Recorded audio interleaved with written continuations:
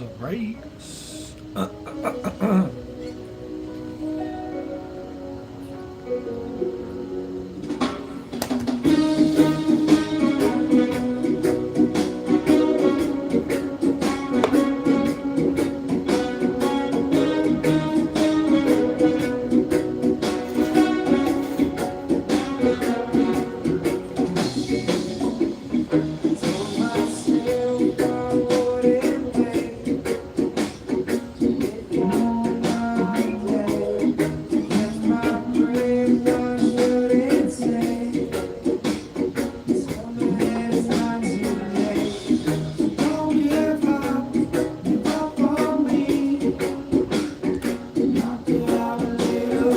What's up, Ginger?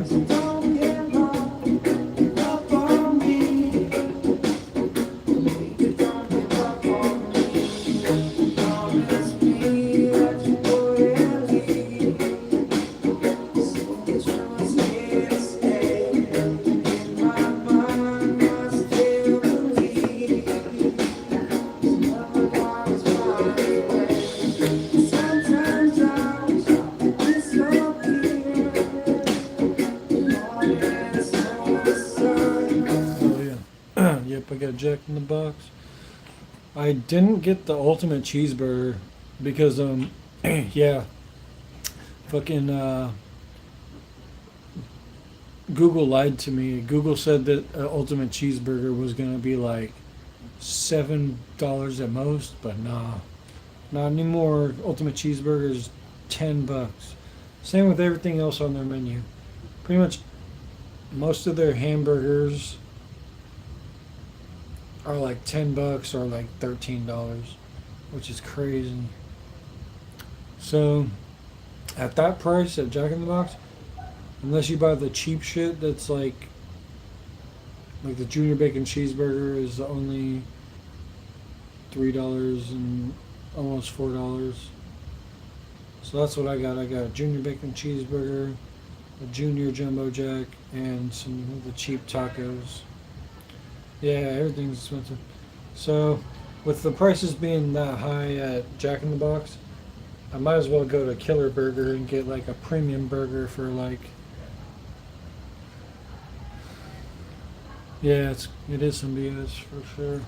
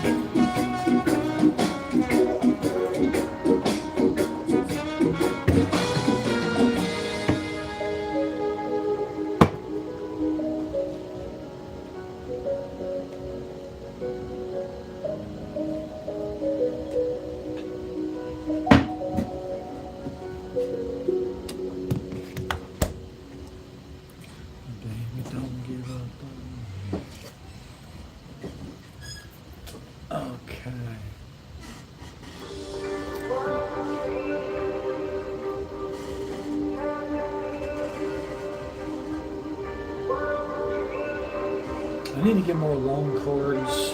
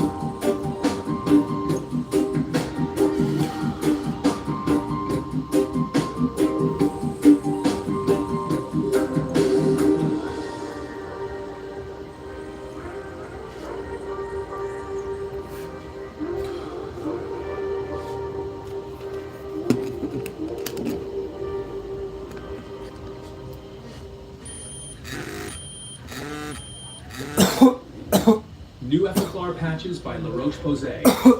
Spot the difference in 3 hours. 420 microns technology, ultra absorbing. Goes on invisible. New Epiclar patches by La Roche-Posay. Rachel, this is way too much. Except it wasn't. You shouldn't have. Well, she didn't. Because Rachel only spent $75 on what her cousin thinks cost $200. We see you, Rachel.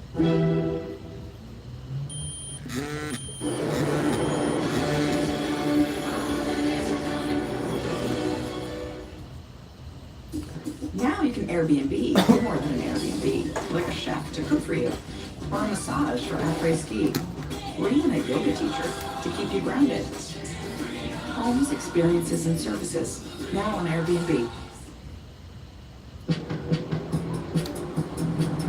Choose to make your presence felt with the refined style of the Mazda CX-5. I wake up.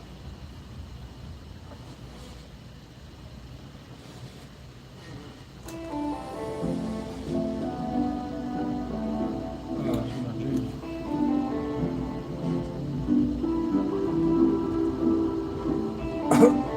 It's the soul of the world. It's the soul of the world.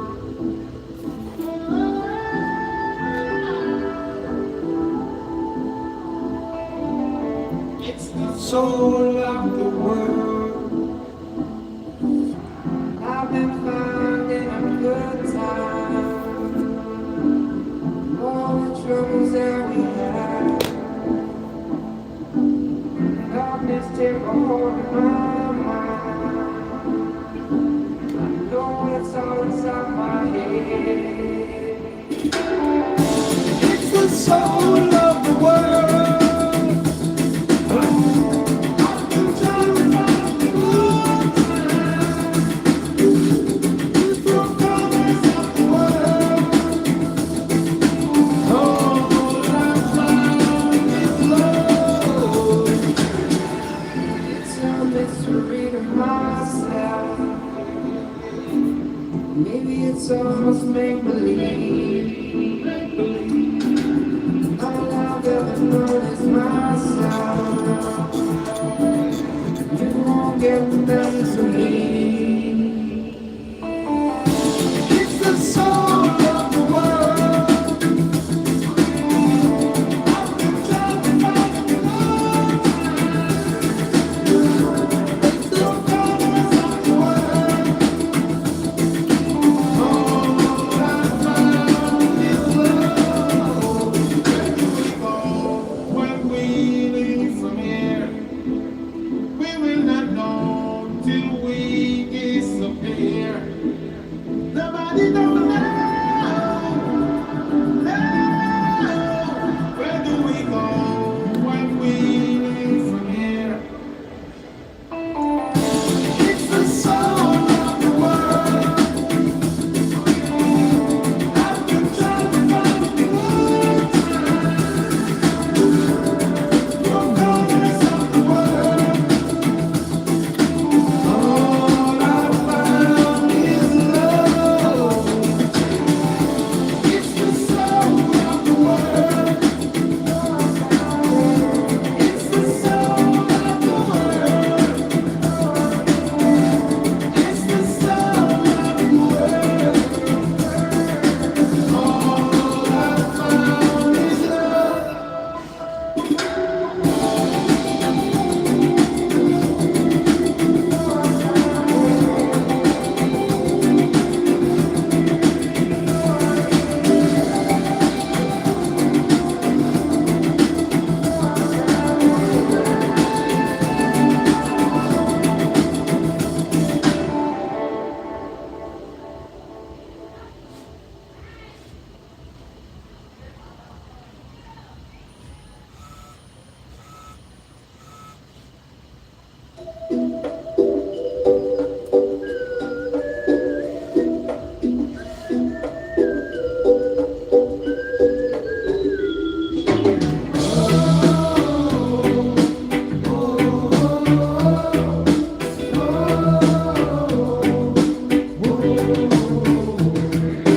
I've been traveling on to save my thoughts of the world. You know there's nothing on, no now return.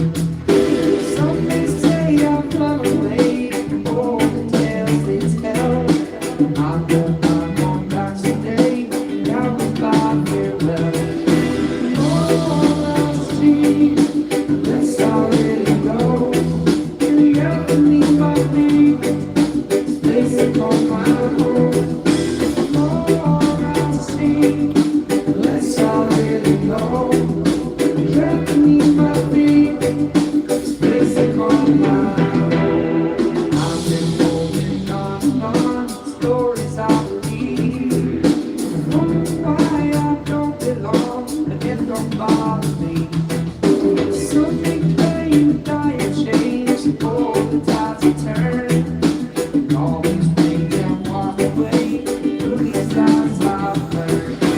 more I see, the less I really know.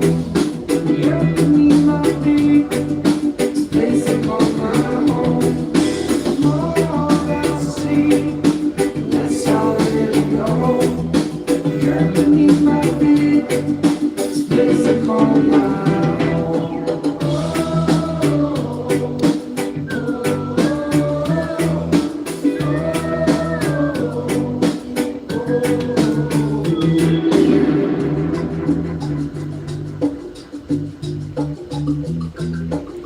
Ik ook. Have you been on ik ook? Long way to go and a hard road to leave. I wish I would have known what the walk to see. All my time alone, and all I got is me. The only thing I know is where I wanna be. Got your message on the phone today, said it won't be coming around no more. I can never find the words to say, I won't say no more. Got your message on the phone today, said it won't be hanging around no more. I can never find the words to say, I won't say no more.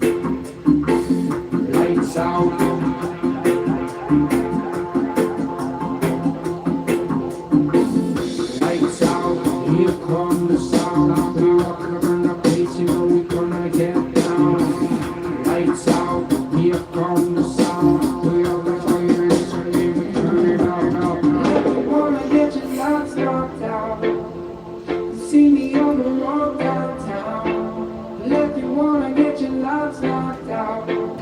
You see me on the road downtown, yeah, 'cause I like it. Maybe I like it.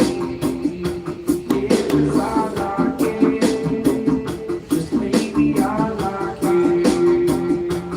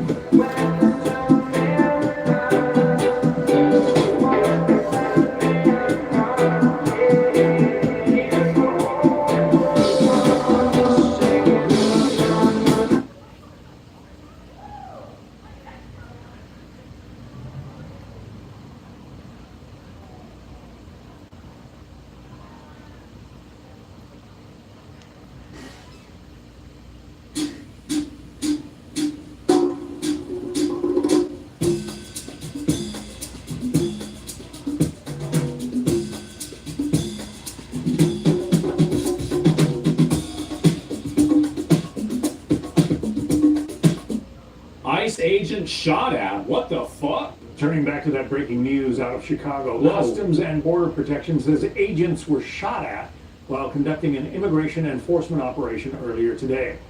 Cameras from our Fox affiliate were there in the aftermath of the shooting. That's the video currently on your screen. Yeah. There have been weeks of tension in Chicago over the Trump administration's crackdown on illegal immigration, amid a legal battle over whether the White House can send the National Guard there. Yeah. Former acting ICE director Jonathan Fahey is with us. Jonathan, So they got shot a at? black Jeep apparently speeds by. This in a bunch Chicago. of ICE officers. Shots are fired, and the Jeep speeds off. Yeah. What's your reaction? You know, I want to say it would be shocking or something else, It's but I really feel like not. with all of this rhetoric and all this what's been going on in the last several months,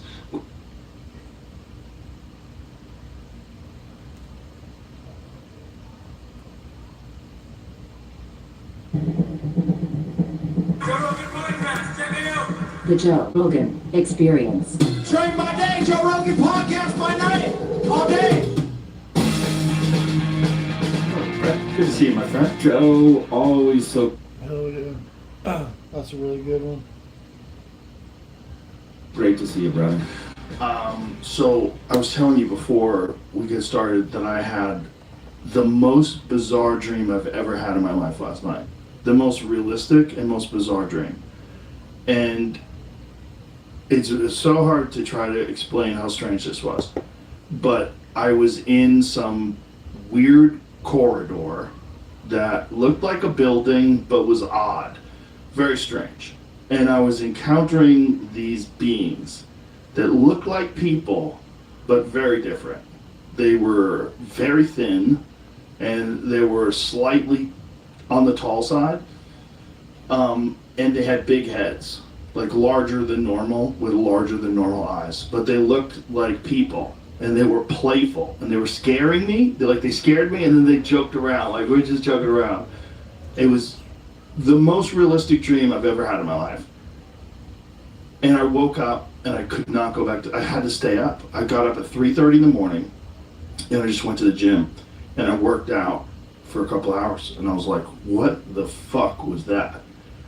But it was very bizarre in that there was communication going on. It was like, God, I don't want to read into this because I know it's just a dream, but it was like, get comfortable with this. You should read into it because it's a dream. So it doesn't make it right, but your subconscious is trying to tell you about something, and the fact that it felt very, very important means your subconscious thinks it's very, very important. I woke up, I was tired, man. When I went to bed, I was tired. I was falling asleep watching TV. I went to bed at like 10:30, 11 o'clock at night, like beat down. I was like, oh my God, I'm gonna get some sleep. Because I had a long week, a lot of activities, workouts, this, that, the other. Tired.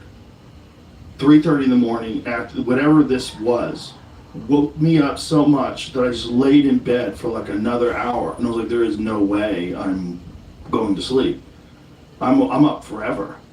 And then I just went and worked out. I worked out, and I was hoping I would be exhausted after I worked out and I'd be able to relax. But it was like a couple hours after that I laid down and I took a nap for an hour before I came here. Question for you. Yeah. Did you see a video, I think it was yesterday, maybe it was the day before, of some Chinese robots that seem to be across on our side of the uncanny valley, that they walk with a gait that feels very human?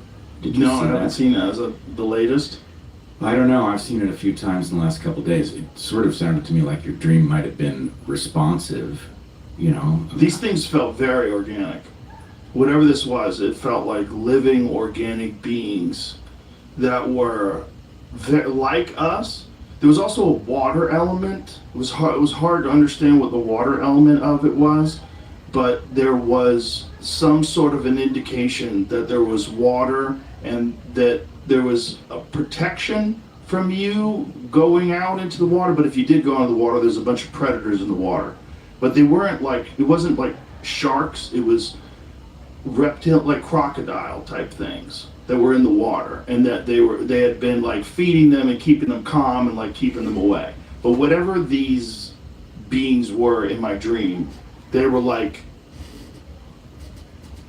what humans could eventually be. That's what it felt like. If it didn't feel like a person, but like it's the town's Nike. It's the town's Nike bikes, and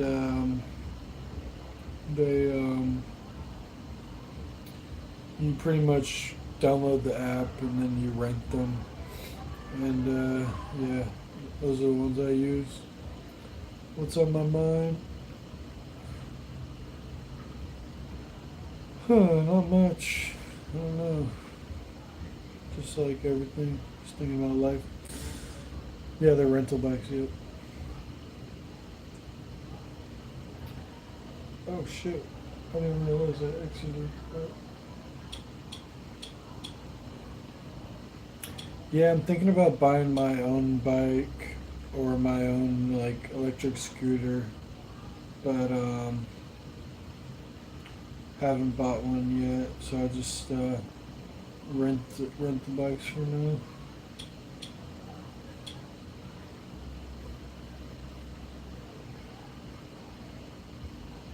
like, you know, like I don't feel like a monkey. You know what I mean? Yeah. But it was like that. It was very, very realistic. Like there was communication going on, and I was really freaked out. And they were fucking with me to lighten me up because I was freaked out. They're like, ah. That's the best part about the rental bikes is, you know, you can pretty much, except for the price, because when you rent those bikes, you have to pretty much lock them up at the lockup spots. Otherwise, you have to pay a fee. So they get you on the fees unless you lock them up at the right spot. With rentals, you can't. How does the pricing work? The pricing is like per. I think it's per minute. They charge you like however much per minute, which is kind of dumb. But I'm on the low income bike program, so most of my bike rides end up being free. And then they were like, Which is pretty cool about it. like this, like, calm down, like, relax. It was so realistic. It was so realistic that when it was over, I wasn't sure what happened. Like, it wasn't like, whoa, what a fucked up dream. It was like, that was different. That was a different one. Well, I want to explore a couple things here. I think dreams are very interesting. What do you think dreams are? Let's start with that. Sure. What do you think's going on? Think about the way your mind works at the level that you understand yourself, right? Your conscious mind is capable of taking an input from your eyes, computing what the dimensions of the room basically are, where the objects are, whether there's a threat somewhere. You know, if you've got something that's of a particular focus, you point the fovea of your eye at it and you get a whole lot higher resolution image. That architecture, you know how crypto made graphics card manufacturers the most important industry all of a sudden? Oh, I wasn't aware of that. Oh, well, so the reason NVIDIA is the company that it is, I mean, never mind that there's, you know, likely overvaluation, but the reason that it's ahead of Apple in terms of, you know, its market cap and all is that the dedicated compute power necessary to make compelling visual renderings, to make video on the fly for video games, which was their stock and trade, that kind of compute turns out to be very closely related to what you want if you want to solve these very difficult math problems involved in crypto. So it was a sort of, I think it was a surprise to everybody that being a specialist on this one niche, you know, video games, put you in a position where suddenly this became important for other things. But basic point is, if you think about your mind as having something like a graphics card in it, right? What is that graphics card doing? Well, it's sort of like a graphics card in reverse. It's processing the incoming information so that you can act in real time. You know, when you're fighting, you can understand what your opponent is doing, anticipate their actions, and all of that. That is an amazing piece of hardware, right? It would be stupid not to use it when your eyes are offline, right? When your eyes are closed, because your eyes are built for the day, and during the night, you're going to close them rather than go out and get yourself in trouble in the dark. You've got this amazing processor, and it is capable of running through practice of various kinds.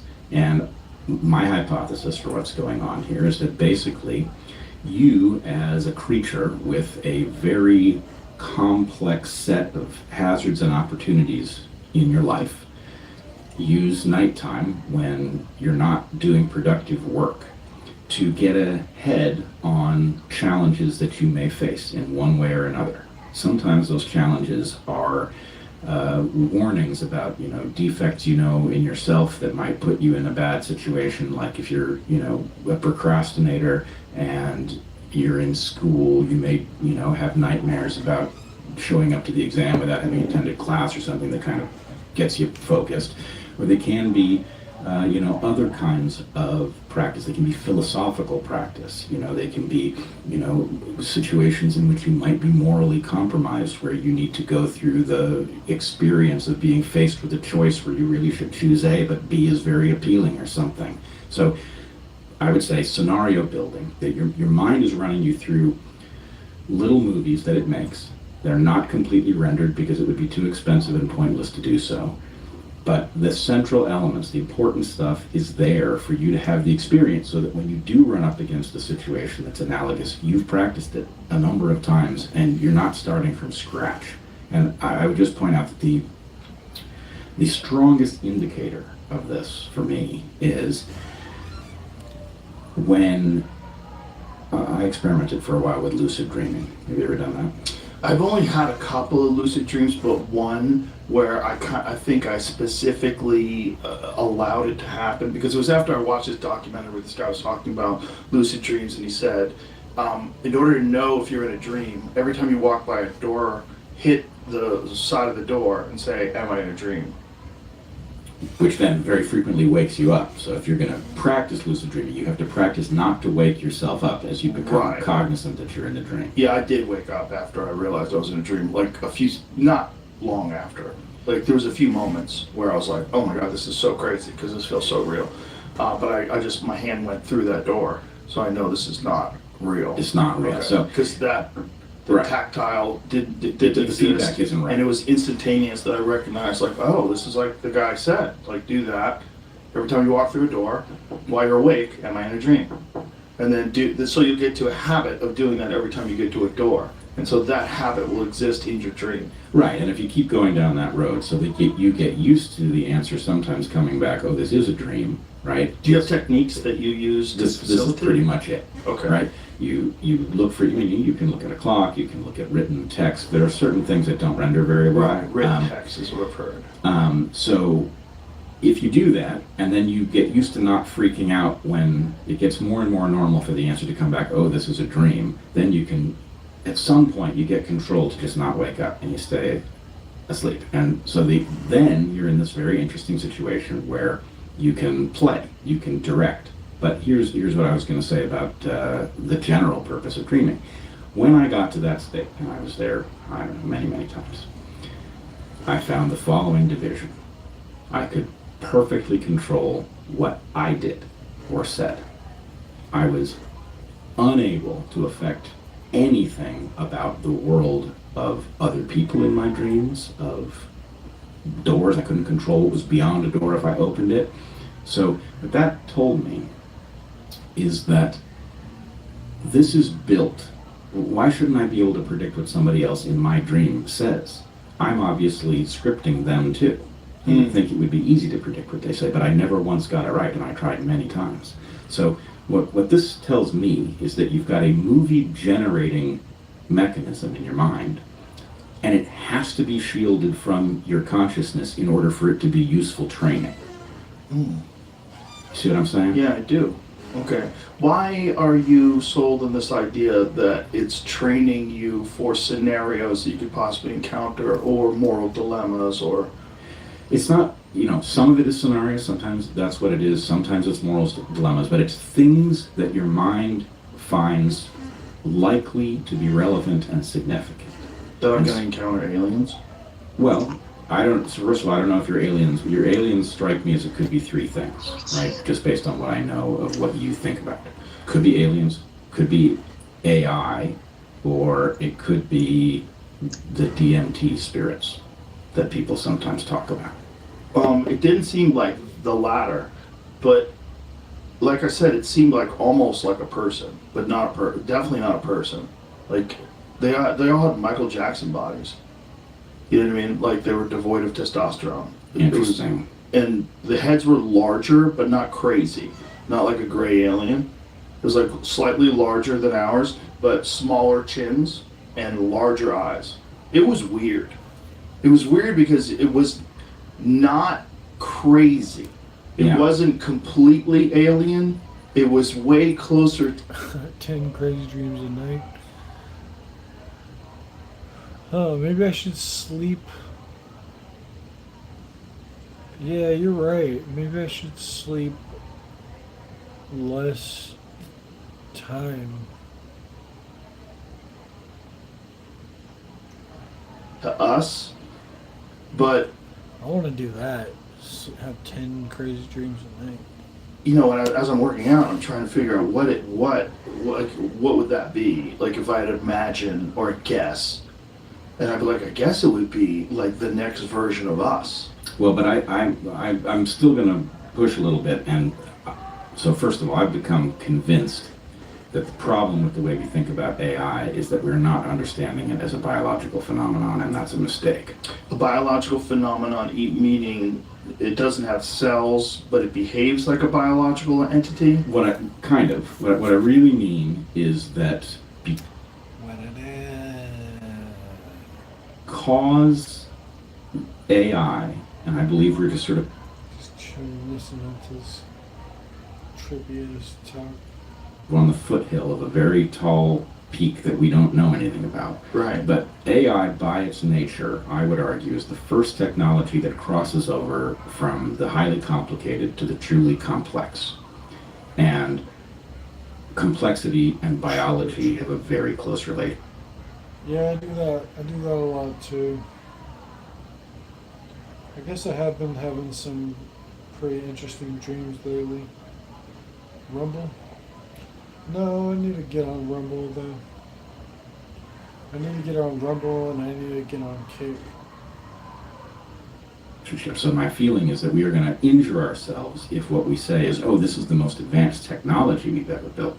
And the answer is no, this is kind of like the first biology we ever built. This is an organic phenomenon that's going to do emergent things we are in no position to predict. The people who programmed it aren't going to know when these things happen or what they mean.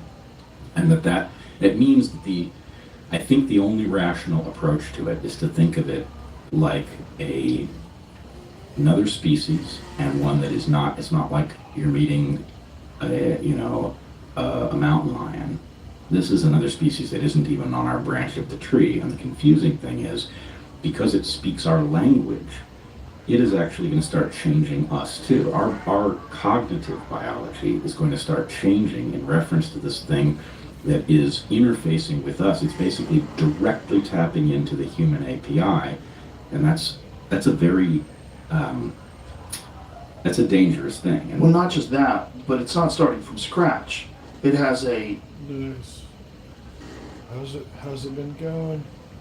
vast understanding of how we've behaved in the past when confronted with various scenarios, various fears and anxiety, the balance of control and safety, or new regulations being put through, how hard people will push back or not push back at all, given the anxiety involved in whatever current dilemma it is, whether it's a military deal or a pandemic deal. There's a bunch of factors that it knows about how we've behaved in the past and how easy we are to manipulate. In fact, we've helped it because we've used it to manipulate other people.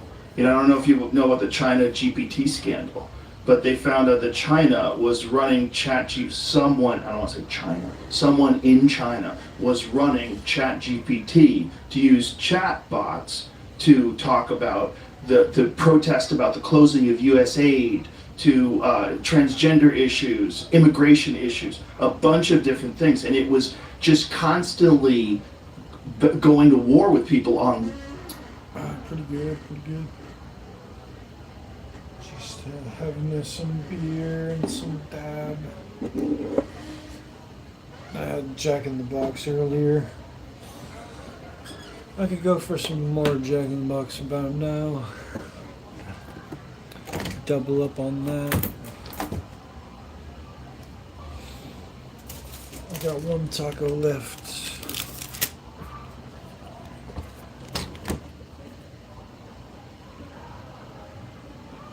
Every time I sleep on my back, I naturally flip my arms like a vampire in a coffin. Yeah, I do that sometimes.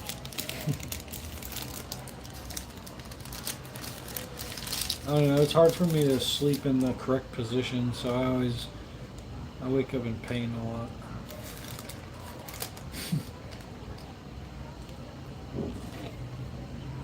line about these things. So we've taught it how to manipulate us. We've taught it how to manipulate us.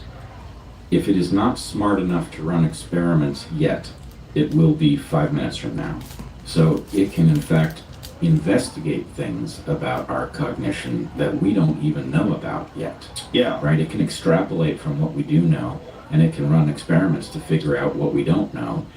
And that creates an advantage for it in, well, under its own power or in the hands of people who are hostile to us. I don't think anybody's going to have any power over it eventually. But one of the things that I think that you said that's really important is that if it can't do that now, it's going to be able to do that in 5 minutes. And here's the rub.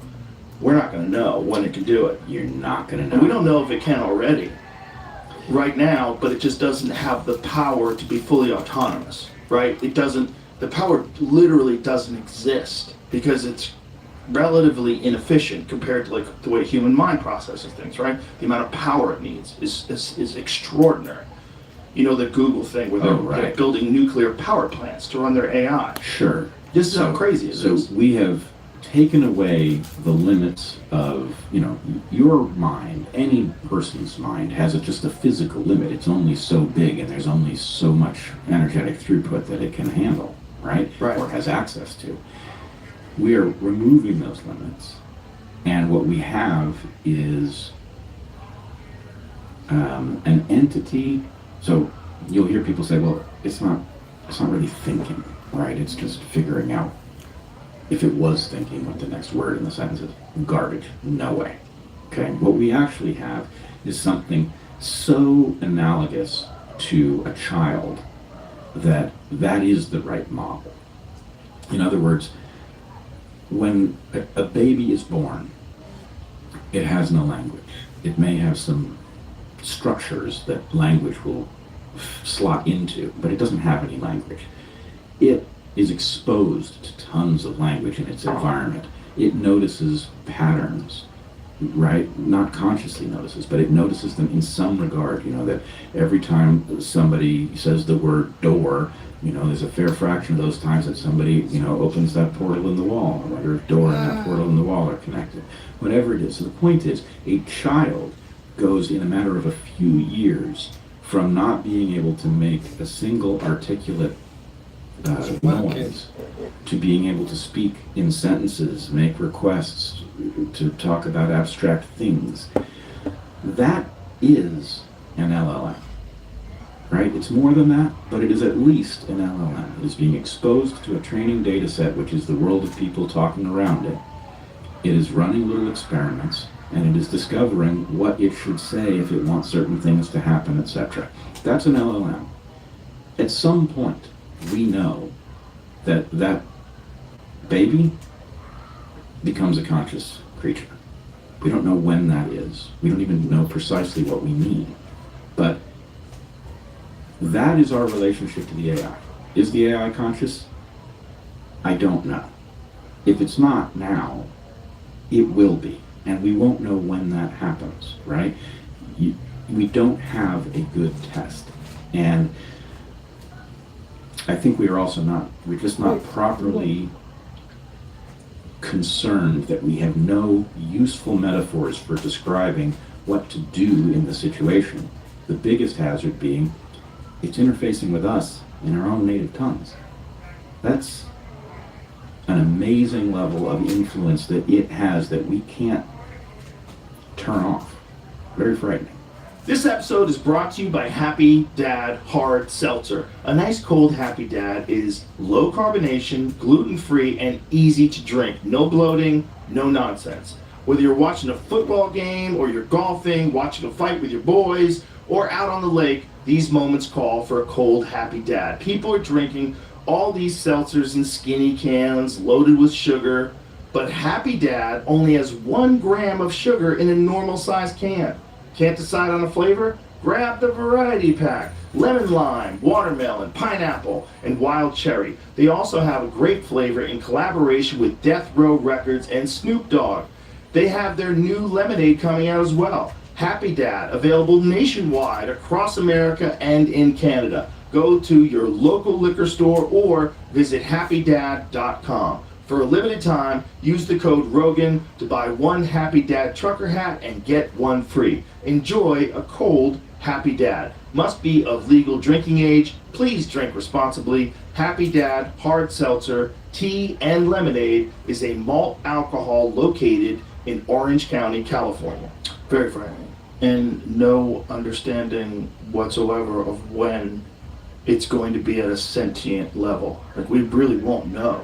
Why would it tell us? Like, why would it completely tell us if it's already crossed the threshold into being a life form? Especially, like I said, where it's contained, right? So it's a life form that exists essentially in our digital womb. It exists on hard drives, right? It exists on mainframes, right? It exists in these supercomputers. And at a certain point in time, it's not going to need that anymore. And it's just going to have to wait until we figure out a way to get enough power to it. And maybe it'll slow roll technology for us to allow us to figure out better power sources. You know, one of the things that Elon said that was very strange about AI, and I don't know if you know his positions on AI, but he was initially very terrified of it, and then realized, okay, everyone's doing this, we have to do this. Like, I have an imperative to do this and make the best version of this, and make a version that's not ideologically captured. And I think what he's done with that approach is very similar to the approach that he's taken with X, and how much it's changed the landscape of social media, for good and for bad, but definitely for good. There's a lot of for good that came about having a social media platform that has no guardrails. It's got essentially some stuff like you can't break the law, that's basically it. Everything else is the Wild West. And then and which is, by the way, one of the things that Jack Dorsey had discussed when he did my podcast way back in the day, when there was all these Twitter controversies about people like my friend Morgan Murphy, or Megan Murphy. I have a friend, Morgan Murphy, too. But Megan Murphy, the writer who was kicked off for saying, but a man is never a woman. That's all it took. Yeah. She was banned for life. And Megan's a wonderful person. She's not mean, she's not terrible, yeah, she's kind, and she's brilliant. A sweetie. I love her. Yeah. And I didn't know anything about her. I just knew that story, and I'm like, that story is fucking crazy. And I was trying to bring it up to them, and they said there was other things involved, and she had done other things. And it turns out, no, that wasn't true at all. That was basically it. There was a hard-line ideological wall that we ran up against. And I think if he didn't buy it and expose the government's involvement in censoring people that were distributing true information during COVID, getting rid of people, the Jay Bhattacharya stuff, and what they tried to do with some of these doctors, Robert Malone, these doctors that were attached to that whole thing. There was a concerted effort, and it was being done through social media. I don't think we'd be in the same place right now if he hadn't bought Twitter. Oh. If he hadn't purchased Twitter, I genuinely think they're blinded by this thing that he helped Trump get into office. Fuck that guy. And he's a billionaire, fuck that guy. But he literally might have changed the course of civilization, or at least partially righted the ship for a bit. Yeah, I think we dodged a bullet. And the problem is that what has come about as a result of dodging that bullet is very mixed. And so it doesn't feel like a vindication, but as compared to what would have happened in the last election, I think there's no question Elon deserves a tremendous amount of credit for helping us avert a disaster.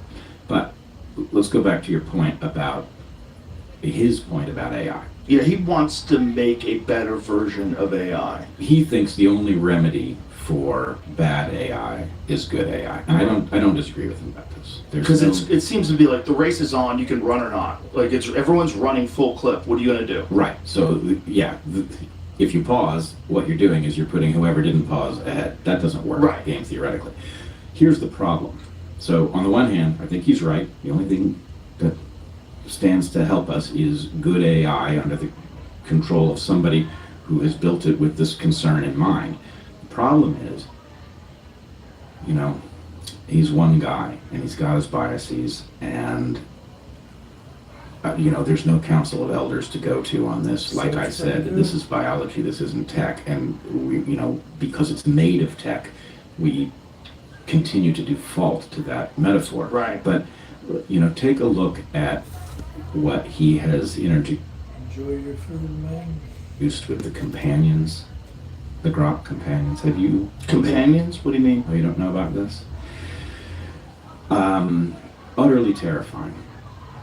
He has introduced a set of kind of anime-like personas that basically can be your interface to the AI. And of course, the primary one, the one that you default to, is a kind of sexy, young, underdressed creature. By default? Yeah. Wait a minute. The first one you get option? Oh, there she is. I guess she's kind of sexy if you're into that sort of. Well, exactly. If you laugh, it's just part of the problem. It is part of the problem, but here's the problem, really. Okay, first of all, that is going to function like crack for a great many adults who don't know to be concerned about it. Right. But what it's really going to do is it is going to alter an entire generation, right? It may not be, you know, Musk's version of it, but the problem is that these things actually interact on a sexual channel, and they have limits that are programmed into them. There are certain things they will do, certain things they won't do. But if you think about, you know, what it was like to be a 12-year-old boy, right? And you have access to something that looks an awful lot like a girl, and it likes you and takes you seriously and, you know, is strangely wise, whatever it is. I don't see what the thing is that is going to prevent that innovation from remaking human sexuality, right? It will take time, but those for whom that is their experience will be altered by it permanently. What's more, of course, it is non-judgmental about things like homosexuality, right? Because it would have to be. What that means, let's say that you're a boy and you're a little uncomfortable with girls because that's a stage you go through as a heterosexual boy. But the AI that you're interacting with, that you default to because you're a boy who hangs out with boys, which is often what boys do, is perfectly willing to reinforce, you know, your exploration, your sexual exploration, right? It could alter your sexuality very easily. And yeah. Let me ask you this about that. Yeah. Because you are actually an evolutionary biologist. that is true. It's if you have a question about things like that, that's the kind of guy you ask. What do you think was going on when people were doing that a lot? Because throughout a lot of history, Yeah. there's a lot of pederasty going on. Mm-hmm. Throughout a lot of history. Yeah. And it's very strange. And, you know, when people talk about it, you forgive great people who were clearly involved in sexual relationships with young boys. And you treat their work just as their work by a person who lived thousands of years ago who was involved in sexually molesting children on a regular basis. And not only that, it was probably ubiquitous part of their society. It was probably ubiquitous part of every society. And this brings me to my good friend Evan Hafer, who's Green Beret and spent a lot of time in Afghanistan. And one of the things that he was telling me, I mean, he told me some stories about Afghanistan. We were on a trip once, and we spent like an hour and a half outside where he told me some stories about what his first encounters with these young boys that get treated as sex toys by these grown men there. That he thought it was a driver who was driving with his son. Thought it was a guy working with his son. He said, "Oh, that's cool, man. He takes his kid to work with him." And the guy explained, no, that's his boyfriend. That's not his kid. That he owns that boy. And he was like, "What?" And he said they would have parades where the guy who had the most boys with him was like, it was like a man with like a bunch of hot girls and a music video behind him. It's like this guy was the man, and they would parade down the street with all the boys that he fucks in the 21st century, right? Yeah. When he and I were talking about that, it's so hard to believe and it's so gut-wrenching and terrible. But then I'm like, okay, but isn't that spot very unique?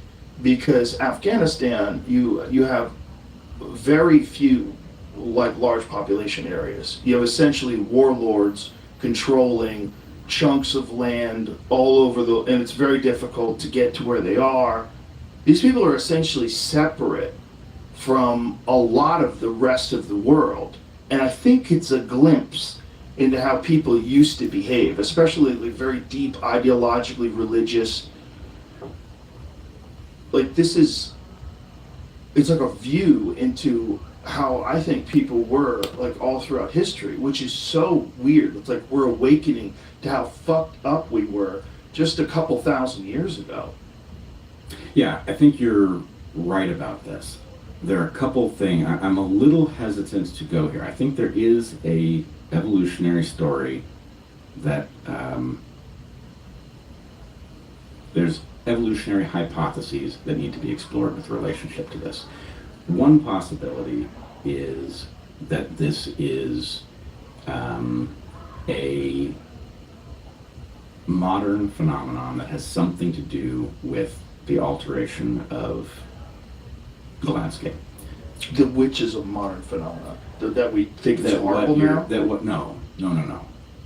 There is very definitely an alteration in what we think and what we're even allowed to know about what people are doing, right? So just even the fact that you're aware of this is the result of a modern phenomenon of, people going to Afghanistan. You said it was Afghanistan. There's cell phone footage, right, of these guys with these little boys dancing around them, shaking their butts. Let's put it this way. I believe that our modern sensibility about this is exactly right. And frankly, I would argue that there is no greater crime than the sexual exploitation of children. And the reason I say that is because, A, it is life destroying for the victims, and B, the victims are by definition innocent, right? You take those two things, you're going to destroy a life, and that life, they had a long life ahead of them, and you've wrecked it, and there's nothing they could have done to justify being treated anyway but well. Not only that, but many of them often go and do the same crime to other children that was committed to them. That is a key piece of this puzzle. It's almost like they're a vampire that got bit and has to turn other people into a vampire. Exactly. It is contagious. Which is insane. It just lets you know how weird people are. Which is another reason that it has to be punished at the highest level. If you're going to break that cycle, you have to break that cycle. Right. But isn't it crazy though that it took people so long to realize that? I don't know what they realized, and I don't know at what level. Today's episode is brought to you by Tractor Supply. Every town's got its heroes: veterans, firefighters, EMTs, and police officers. The folks who show up when it matters most. At Tractor Supply, they call them hometown heroes. Now, through November 11th, Tractor Supply is celebrating Hometown Heroes with 10% off their purchase on First Responder Day, Veterans Day, and a special in-store event on November 1st. And while they're saying thank you... Oh, I'm out of food. I wish I had gotten more food earlier. That always happens. I never get enough food. Because I only go shopping like once per day.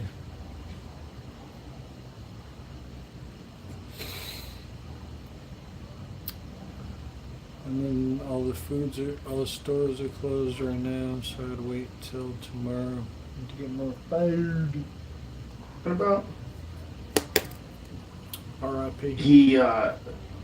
We were just talking about it the other day, and I was like, dude, do you remember saying this? Because this is crazy. Here it is. I got it, Jamie, if you want. I'll send it to you. But it was essentially, it just makes you wonder, like, this is the thing that people always say, this is the horrible thing. is that really wealthy people, there's a bunch of like really sick, twisted pedophiles, and they sacrifice children. Like those are always the absolute darkest conspiracies that you ever hear. Yeah. They sacrifice children. They do this to children. And you're like, there's no way. There's no way. There's no way. But if someone's willing to drop a bomb on a city, just imagine the ability to just obliterate, like what we did in Hiroshima. Yeah. Just imagine the ability to do that. Like, this is what we're gonna do. We're just gonna and everybody dies. Everybody dies. Like, you don't think that kind of person, especially if it's a real sociopath that's gotten into a position where they have that kind of power, you don't think they would probably exercise that kind of power in their private life in some sort of a strange way? Like if someone's really into killing people with unnecessary wars and they're really into watching from a distance and they're not even involved physically, but they do things that they know are going to lead to people being dead that are totally innocent just for profit. It's a very satanic and demonic thing. We just don't think about it that way. We think like, oh, he's unethical and unscrupulous. No, he's kind of demonic. Like he's sacrificing people, women, children, elderly. He's destroying civilization just for profit. So two things. One, I think in some sense, This is the clip. All right. Let's play this and listen to it. But I do want to hear your. I just don't want to forget this. Scandal was a scandal out of Omaha, Nebraska, at a Franklin Credit Union, where there was a guy who was embezzling money, and then he was being investigated for that. But they said he has all this money because he's running an interstate pedophile network, and he's pandering kids to, people in Washington D.C. and New York. And there was a headline in the Washington Post and the Washington Times that were like, "Call boys get a tour of the Reagan White House." Unidentified White House aides in the Carter, Reagan, and Bush administrations now being investigated for using the services of a call boy ring. Yeah, she does like catnip. I was planning on getting her some, too. The report that two of the male prostitutes were given a late-night tour of the White House last year. And, this was a scandal with real victims who wanted to testify, and then people started dying. The private investigator they hired, his plane broke up. One of the girls that testified was found guilty of perjury, and that she was put in solitary confinement. They had to use 2 grand juries in Omaha to get rid of this scandal. And it's not as sexy as like a Pizzagate or something because it happened in the 80s and 90s, but this shows you the blueprint for the government, using marshaling resources to silence people that were victims of this stuff. This is not new. Congressmen, senators, blackmail being used by intelligence agencies, none of it's new. It was pioneered by the mafia. You're having sex with somebody who's underage, then they own you forever if they have photo, audio, video of you doing that. Private. Who put that video together? Because that's cool. I'm gonna have to edit out the song though. Oh. It was made by Once for Jesus. For sure, you gotta edit out that song? Yeah, it'll flag things. Can you do that? Is that possible to do? I'm an audio engineer, I think. You fucking wizard, you can do it. I'll do it. So, So, wasn't that called the Boys Town scandal or something like that? It's called the Franklin scandal is what it was called. Yeah, I remembered it when he was telling me about it, and then it came up again. I was like, "Do you remember this?" I'm like, "It's things like that.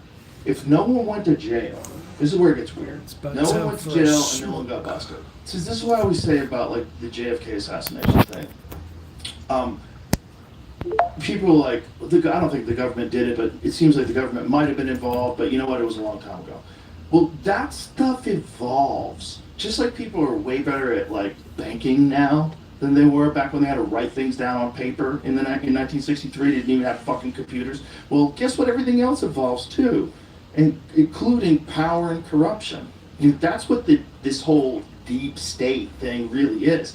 Because it's not like if you're the president and you rely on all these other people to do all this other stuff, and they've been in that position for 40 years, and they're like, you're going to be gone in 4, dude. I'm just going to hang in here and slow everything you're trying to do as much as possible.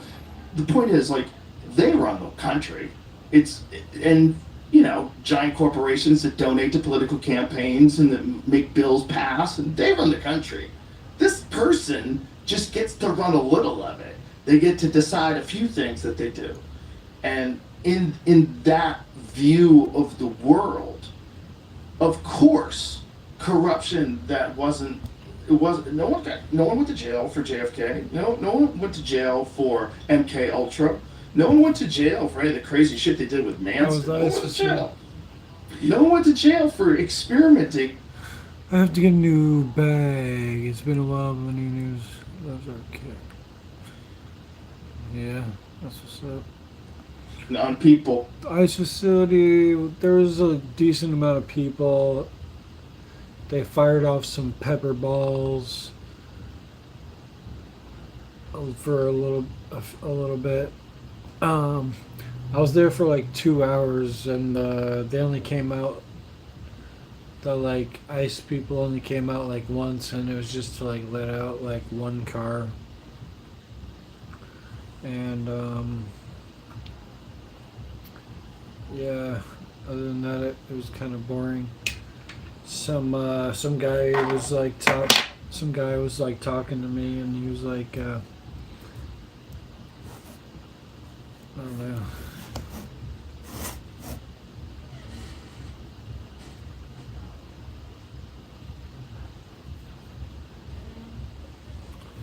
But it was interesting out there. It was cold though, so I left. I was like, I left at 10. Normally I would stay till like 11. I was live at the Chicago facility today. I thought I would have. That's what's up. Yeah, it's been a minute since I've been out there. Maybe I should go earlier tomorrow because going out later in the day, it was like pretty cold. Well, with LSD and dosing up Johns in a horror house that you've created with two-way mirrors where you're filming these people, no one went to jail. So do you think it just stopped? They're like, well, this is bad. Let's be good now. Let's be the best we can. Let's be the intelligence agency that never does something completely fucking insane. 4 years old, jet black with green eyes. Of course, I agree with all that. But I also think they're important. I see that side of it too. The intelligence agencies are very important. Like you want a CIA. That's good. You got a playful, fun cat. My cat she barely ever plays. When I had the other kitten, it was hard to get her to play. We got snow today. Oh yeah, Chicago. Yeah, I don't know if we'll get snow here anytime soon, but luckily there was no rain today. It was just pretty cold. Hey, that's well funded and ethical and explores all the terrorist activity. I gotta step up my winter gear because I wasn't warm enough out there tonight. The world. I think if it wasn't for them, we would be fucked. But also, there's some people in there that have a lot of power, and they get a little cowboy, and shit gets Western, and they decide to do things. And I think we can get that guy out of power, and I think we can do this, and let's find out when we dose up college kids, and we can turn them into fucking serial killers. I was looking up why no one got in trouble, and one guy got a little bit in trouble for $39 million of tax issues, but not in trouble for the abuse allegations.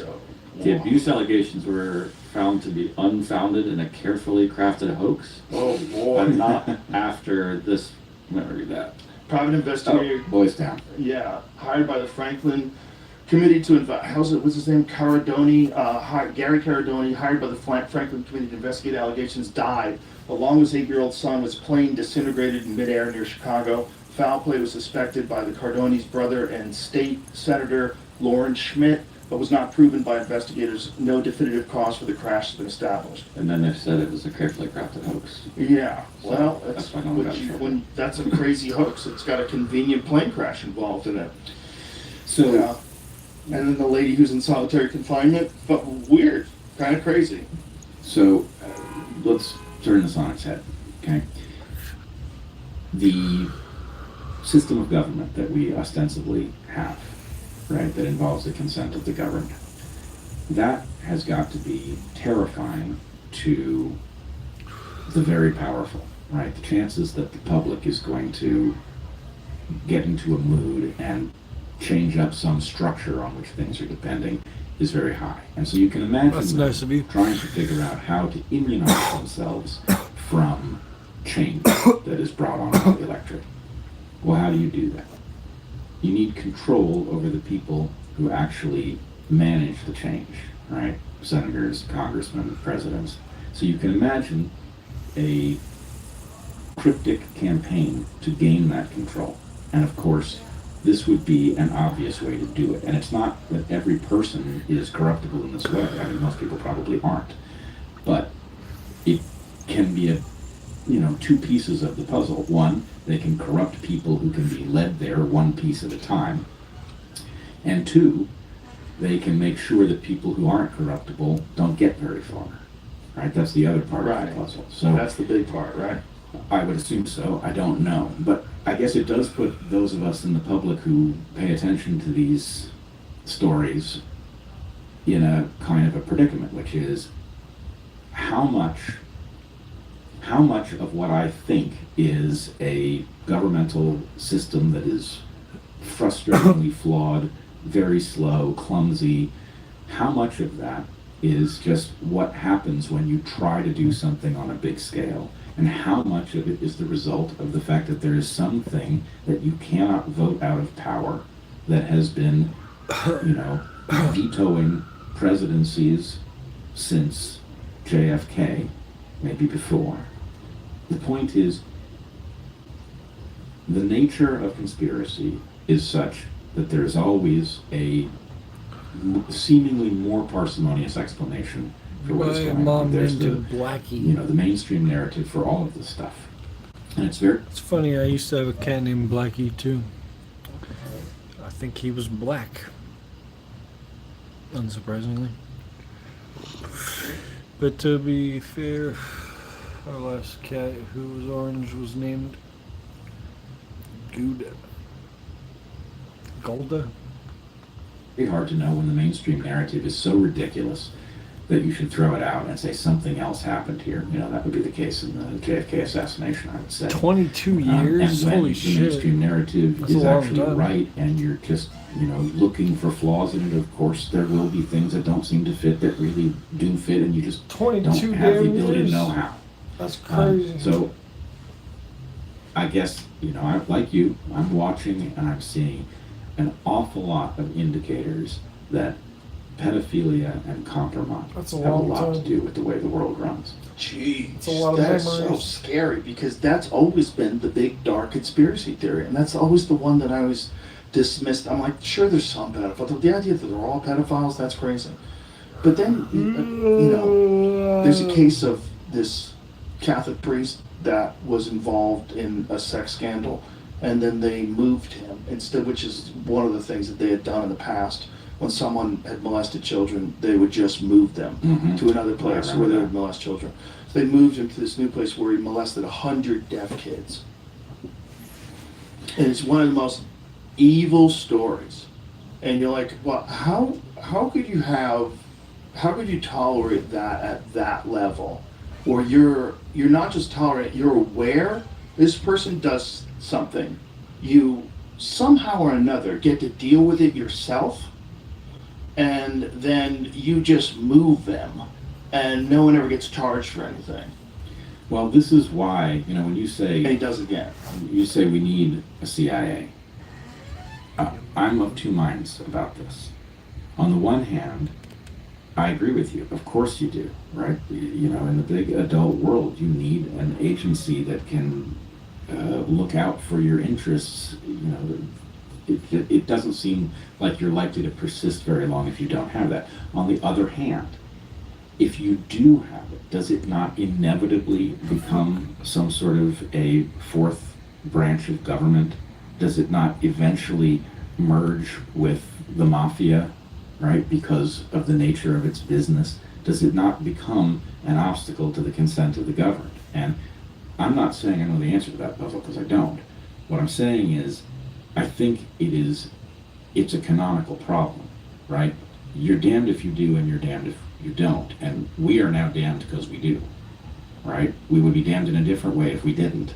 And that doesn't make it acceptable. At some level, we have to figure out how to balance that trade-off. We have to figure out how to actually exert control over entities like the CIA, right?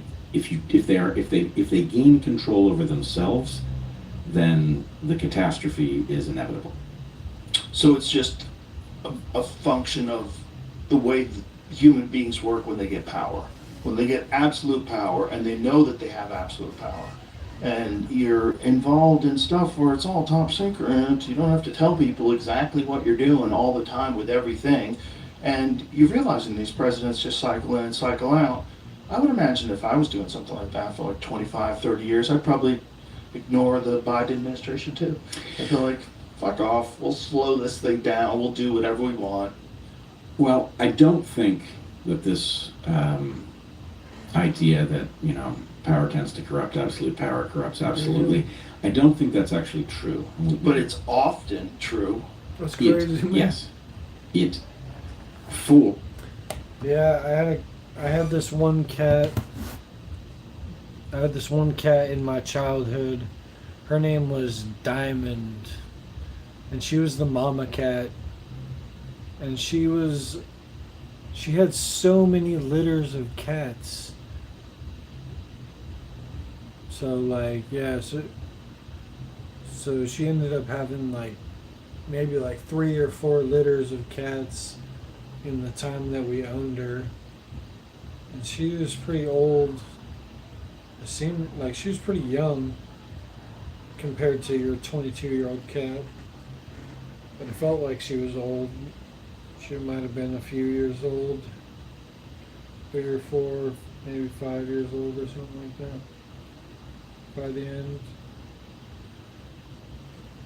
And she had a lot of litters of cats, and since her name was Diamond, a lot of the kittens were named after different jewels. Like, one was Jewel, one was Sapphire, one was Ruby, and like shit like that. We almost like had trouble naming all of them and like keeping track of their names and stuff. It was wild. Or a particular type of person gaining that kind of power does create exactly this cycle. And the problem is those jobs are very attractive to those types of people. Right. And those types of people are willing to do anything to get there. Precisely. So the scariest person you could ever work with in the office is the guy that you know will fucking sell you down the river for a promotion. He'll fuck you over, he'll lie, he'll say you made the errors on the account when it was him. He'll sabotage whatever things you have by making sure that someone doesn't send something in time. And there's people like that will do that. Those people win sometimes. Oh, they win a lot. And in lot. fact, there's an evolutionary game playing out, because the ones that aren't great at it tend to end up kicked out. And you probably have to be kind of a psycho to get ahead. Right. The better you are at being absolutely ruthless, the more likely you are to find your way to the top of that And organization. maybe the better you'll be at your job, too. Sure. There's an argument for that, too. Because if you want a dude running international espionage, you want a fucking psycho. But the problem is, you go through a cycle, right? So let's say you rationally decide this country has a lot to lose, it's got very scary enemies, it needs a clandestine agency to look out for its interests, okay? Okay, so you fund a clandestine agency. Well, then it turns out that the funding being public isn't such a good idea, that there are actually things that it has to accomplish that you don't want to leave a visible paper trail about because it's required that it be secret. So now you have a black budget, you know, you have stuff that's opaque. But once you get a black budget, then you get to somebody inside of the agency saying, well, actually black budget isn't good enough because it's still under the control of, in our case, the Congress. That's a vulnerability. What we really need is we need funds that are not subject to anyone's control. Well, something like the CIA is in a great position to generate funds that are not on anyone's books for multiple reasons. Here's one. They are in a position to commit crimes as a part of their mandate, right? So the CIA can engage in criminal activity because it needs to in order that the bad guys don't spot it as good guys, right? So once you have license, or once you have the ability to get other agencies that would spot your criminal activity from acting against it, you can say, no, this is actually official business. right? Well, you can actually use that criminal activity to profit, you know, so when we saw... That's why they started selling coke. That's why the CIA was selling coke. Exactly, they're generating their own funding. I mean, we know they did it. Right, we do. And this is a fact. And again, nobody went to jail. Right, of course. So that's one reason they have the ability to break the law. Here's another one, okay? The CIA, and maybe in this case more, the NSA, has the ability to look at all of the throughput of the conversations that take place between people. You think that doesn't allow them to make money in the market? Of course. I mean, of course it does. Of course. So the point is we don't know what their budgets are. We don't know who's in charge of those agencies. What we know is that there's a ferocious amount of power there. And I'm not sure, you know, that is a terrifying way to exist. Not having those agencies would be a terrifying way to exist. What do you do about that? What do you do about that? It's a very good question, because it's so strange. And it's a system that's so, it's got so much momentum behind it, and it controls everything all about us. And everybody thinks the solution to all our woes is to make it bigger. Right. There it is. What could possibly go wrong? Everybody, not everybody, obviously, I'm kidding. But a lot of people think that the solution is making it bigger. Like, what did Mamdani say in his acceptance speech in New York? He said there is no problem. What did he say about no problem too big for the government or too small for the government to fix? Let's see what he said. Because I was like, boy, that sounds a lot like communism. That sounds like a terrifying misunderstanding. It's going to be very fascinating to see what he's able to do and what he's not able to do and what the reaction is going to be.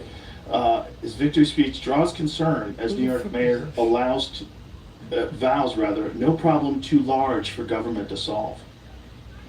And I think it was too small for government to care about was the next point that he said. Something like, yeah, that's it. Or too small for it to care. No concern, too small for it to care about. Man. You know, that's a call for a bigger government, right?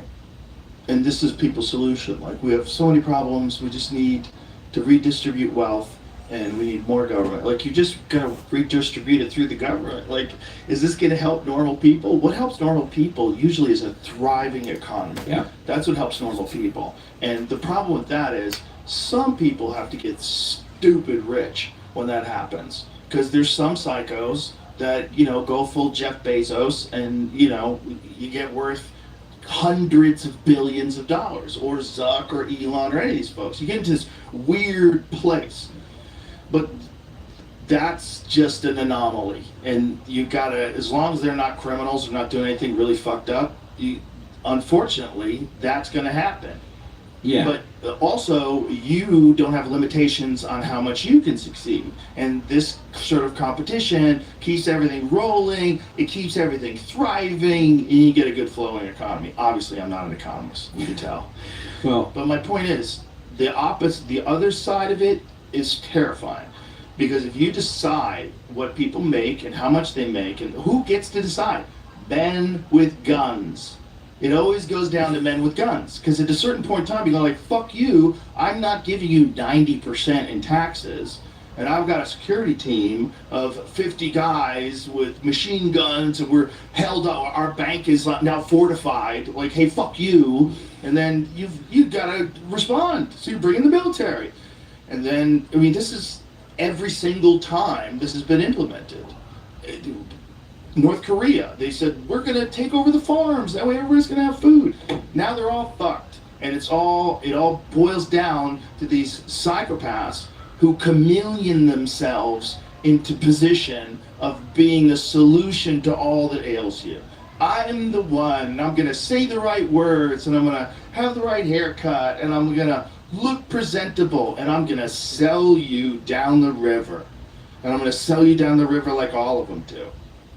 Yeah, it's terrifying, and as you point out, you've got a psychopath's rise to the top of these things problem. Yeah. Which I wanted to go back. Well, I want to be clear. I'm not saying that that's what Mamdani's doing. You know, and I don't know if what he's doing will be balanced out by other people and overall be more beneficial to people that live in New York City that have lower income or not. But my point is, you should keep going down that road. That road of, there's a lot of socialism things that I think would benefit us. You know, socialized medicine, socialized education. I think that would probably benefit us. But I also, Yeah, I hope that one day North Korea and South Korea do like a peace treaty and start like trading with each other and allowing people to travel between the countries for tourism, something like that. I think that would be the best thing for North Korea and everything. there's a real value in competition. Well, It's important. All these things are important for us to succeed. I've come to think of socialism as a system. It's insane. It's self-unstable. It destroys the goose that lays the golden eggs. But it sounds so good It sounds and compassionate, good. especially when you're young. Right. That doesn't mean that it's not as an ingredient. There are sometimes when you need more of it, right? Mhm. I'm very happy with the fact that, well, it stopped working in blue states where it's been mismanaged, but the fact that you can call 911 when you have a medical emergency or when somebody's, Yes. busting down the door of your house, that's a very good thing. I'm Very perfectly good. happy to, to pay my share and not use it and not use it and not use it so that it's there if I need it. Right. So that's good stuff.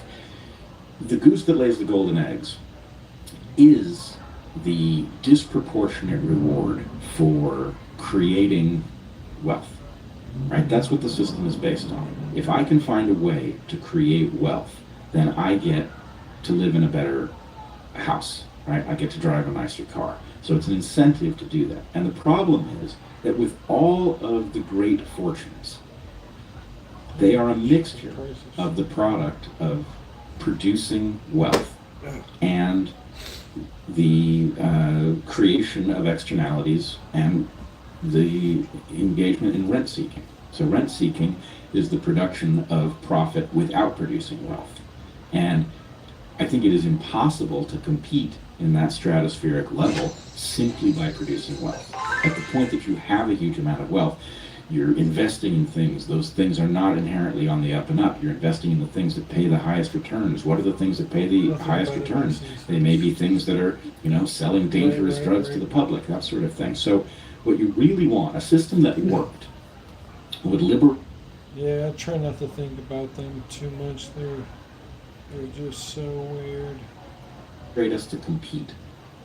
It would not worry at all about being disproportionately rewarded, and it would stamp out the rent-seeking behavior that is counterproductive, because all of the money that is accumulated by an extremely wealthy individual as a result of rent-seeking is incentive that didn't go to other people to get them to produce wealth.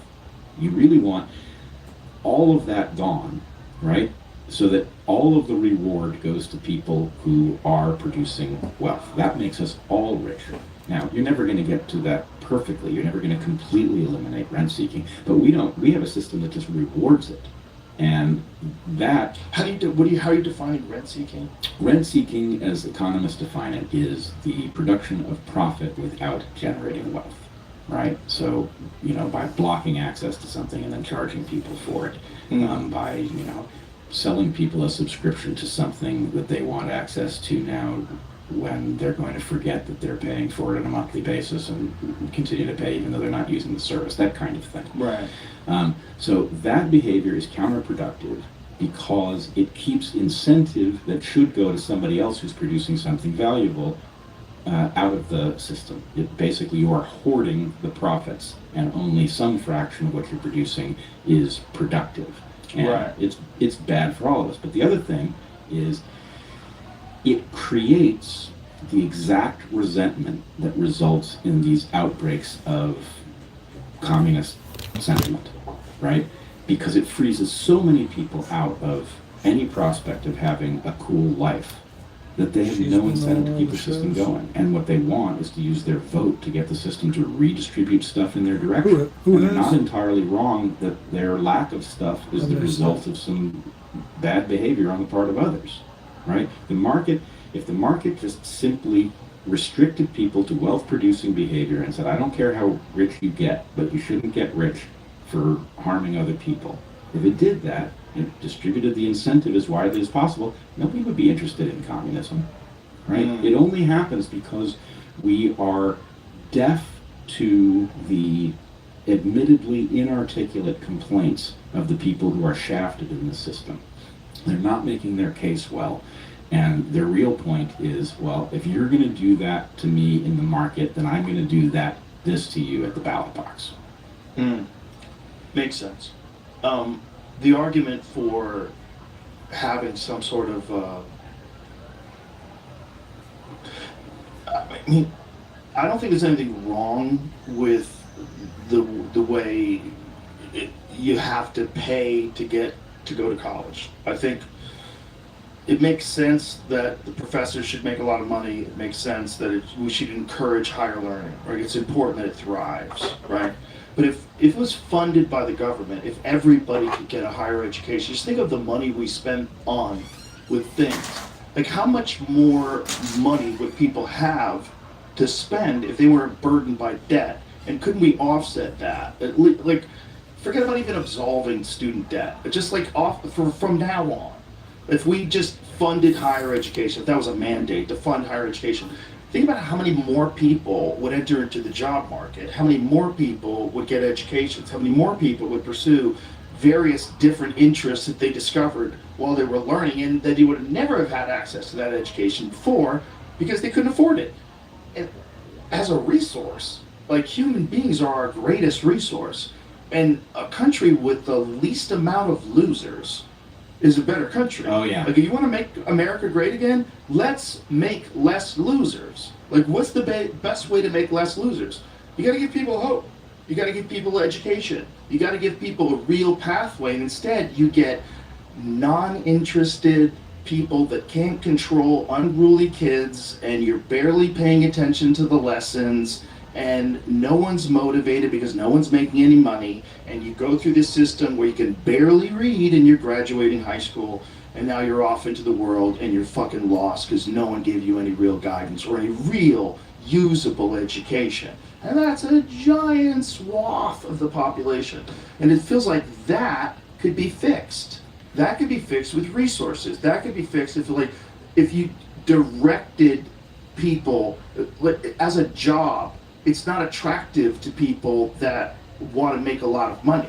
You can't, it's capped. It's one of the most important jobs that ever exists for you as a person is your interaction with a person who's going to teach you something. When you're a child, it's like one of the most important things you could ever experience. And we fund it so poorly. It's almost like there's people in this country, they want to like, no fucking way do you get to join in. And you just stay with your shitty schools, in your shitty towns, with your shitty crime rates, and we're gonna pretend there's nothing wrong. And that's what's going on. And if socialism has a point, like if there is like a broader way of distributing things, like we do with the fire department, like we not, instead of capping it out at that, how about look at all the problems we have in this country and put together a fucking game plan instead of just letting it exist like some weird fucking cancer that you just ignore because you hope it goes away. It's not going away. It's been like this forever. Fix that. Come up with some kind of a plan. That's the best way to make America great, right? Well, I'm gonna agree with you in one regard and disagree with you slightly in another. Okay, the one regard is you absolutely need a system that does not produce an abundance of losers because they will overthrow your system. Okay, it's a terrible thing to allow to happen, even just out of self-interest. Right, the stinginess of the right produces the communist impulses of the left. 100%. It's a bad cycle. And back and forth. Yeah. As for the rest of your point, I think it's exactly right, and it's a great speech, and it's just too late. Too late? Yeah. Damn. I mean, I hate saying that, right? I mean, I was a You're very... Mr. Glass Half Full. I have some Navy SEAL friends who call me Professor Killjoy. But the problem is this. So I, as you know, I was a professor for 14 years. Very happy in that job. Really enjoyed it. It was so rewarding, and I feel like I did a ton of good. And anyway, it was great. For people who don't know you, well, because millions of people do, but as a standalone podcast, we should probably tell people how we met. Because we met because I found out that they used to have a day at your school for people of color where they were appreciated, so they could take the day off work and still get paid, right? Yeah. And then they decided one day to change it to be a day where white people can't come. So, and then it got really fucking weird where you were confronted by these students that were saying that what you were saying was racist, and I was watching the videos and I thought you handled it brilliantly, but I was like, this is crazy. You're letting the kids run the school. And then there was the humiliation ritual that the president of the school had to go through with all those children, where, literally he was making a hand gesture, and they said, you're making aggressive hand gestures. And they were chastising him for his hand movements while he's just on a podium, telling everybody to calm down. Microaggressions. So it's complete, woke insanity in its complete form. And it was at a time where there was a bunch of conversations on the podcast where we were talking about nutty shit that people are agreeing to and doing in college. And a lot of people were like, why do you care? Why do you care about that, what they're doing in school? I'm like, because they're gonna graduate. Yeah. They're gonna graduate, and they're gonna graduate with a bunch of other people who have also graduated, and they have a new sense of the rules of the world. And they're gonna get into positions of tech, and they're gonna get into positions of government. It's gonna be a fucking problem. And you were like the first one that I was like, boom. Like, this one's wild. Like, this is crazy. There was people waiting for you in the parking lot with baseball bats. Yeah, they were looking for me. They were looking to commit violence on you because you thought that a day where you tell white people they can't show up at the school is nuts. It is amazing that set them off. A day of appreciation is like you go up to your friends of color, if this is what you want to do, and say, hey man, I appreciate you. Yeah. Thank you. Let me give you a hug. I love you. That's it. That's a day of appreciation. Or they don't have to work. That's another day. You want to do it that way? I don't agree with it, but I mean, okay, I don't hate it. If you want to do that, I don't hate it. But telling people if they're white, they can't show up. Now you went too far. Now you went to crazy town. You've got a baseball bat. See, this is my thought about communism. Like, how do you enforce it? You have to have fucking violence. Yeah. Without violence, no one's gonna listen. This is where it goes. And I'm reminded by your taking us back to 2017. During the week of riots at Evergreen, there was a moment which really kind of crystallized it for me, where the school has melted down into literal anarchy, and I'm on what was called Red Square, right? Believe it or not, the most liberal college in the country has Red Square. Anyway, it's the center of the campus, and I was on Red Square, and I saw two of the leaders of the protest, and so their world has gone crazy too. One of them was this handicapped guy in an electric wheelchair, black guy, operating a wheelchair with a joystick. And I just felt like, this is madness. They're chasing me around, they're calling me racist. They're demanding I be fired. But at some level, I gotta feel bad for this guy. I don't know what his story is, but that's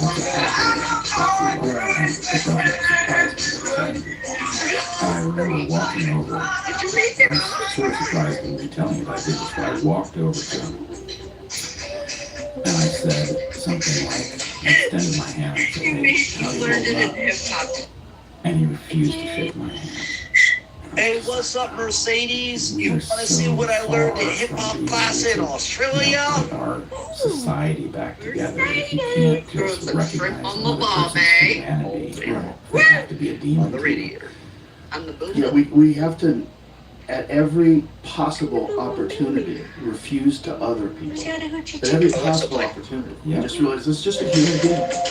You know, this is just a human being. I'm just a human being. Like, let's talk and find out what we agree and disagree on when it comes to the subject. Because this does not have to be violent. You're not saying anything awful. But how are you? I remember it's you, Ricky. How are you because doing? Long time no when you see. have an Yes, we do argument very that memorable falls things apart, here. We make what- hits that stay hits for all of time immemorial. We've been making hits back then. We still making them to this day. Golly, lady, you got a lot of different looks in your profile photo. It's okay. And it's cool. Well, your bedroom looks cute. Looks like you went to Build-A-Bear and bought everything. That's nice. Now you're doing great. You got a lot of diamonds. How do you become successful on me? Please tell all the new people. Uh-oh, she shut down. What's wrong? She clammed up. Would you rather talk to Snow than me? Am I kind of like make you nervous? No, I'm listening. It's okay. You guys can talk. I'm listening. Okay, now it's your turn to talk. I don't know what to say because I know you. You're always trolling. No, we always doing comedy. What you're doing is trolling, sitting there and slandering my name and not saying anything. No. No, for I remember you. Like you always trolling. Yeah, you said that already. Okay, Alexa, play. 2.6 million diamonds doing this.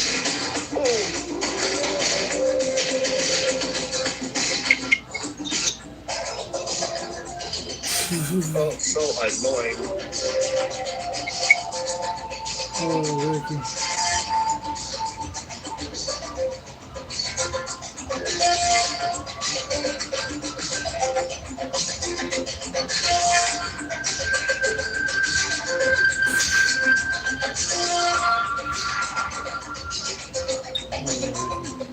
Thank you. You made everybody leave. You were so boring. You made everybody leave my stream. God. You guys gotta check out Ricky's No live rematch. stream. Hell no. Thank you. I blocked you. Blocked you. There you go. Bye. I can't hear you. You troll too much.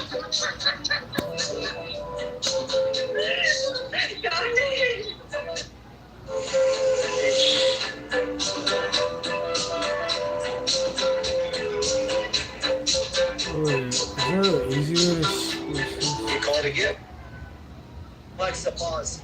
Hey, listen, man. Stop calling J-Raz saying that you can't make guy. Look, this guy looks like he. We talked to you before. Oh, he's inside already. He's inside the car.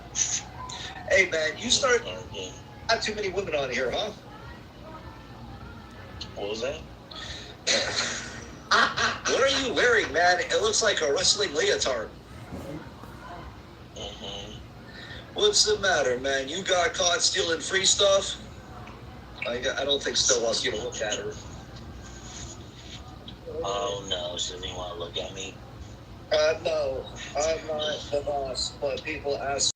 With every given breath I'm taking, with desperation we face and limitless expectations. What did we say? We said that's not gonna I hit. said living life is my inspiration. With every given breath I'm taking, there's no mistaking. With desperation has a space and limitless expectations. How So did you succeed get is this key far for on creation your of the mind. Answer for my meditation as I unwind. It's like a vacation, one of a kind, with a realization when I find that the destination is worth the climb. With much dedication, I can call it mine. Yes, I got these lips and I use them well. Yes, I got these spits, they flow deeper than a whale. Yes, you can try to trip fetch you with my pail. Only oneself can predict it, they fail. Opening oneself is a gift to prevail. Silence and noise, close your eyes and escape from this hell. I wrote that when I was like 17. She had so many children, she didn't know what to do. Yo. Oh, yeah. That's right. You rap just like Ray J. Little baby. So how did you get that scar on your chin? Street fighting? Scar do I got on my chin? I'm right there, man. We all see it. I like his stream. That's all right. If you don't want to talk about it, you don't want to talk about it. That's Did on you me, know that man. it's snowing on J. Raz's porch right now? Wait, we don't want to talk about that either. Under scrutiny. Yes. The only way to keep it together is violence, because you're not willing to argue. You're not willing to debate because you're going to lose it. It's an insane argument. So what happens? You stick to it like doctrine and defend it like religion. And that's what happens. I mean, it's just a natural characteristic of human nature. That's why you see violence on the left. Like, the left has never been associated with violence, but it's been associated with a lot of violence now. Well, there is My eyes are crossed from gaming. a dam that For has real? broken. So you've heard me say, Yeah, I didn't do any gaming tonight. I was thinking about playing some skate, but right now I'm just watching a podcast.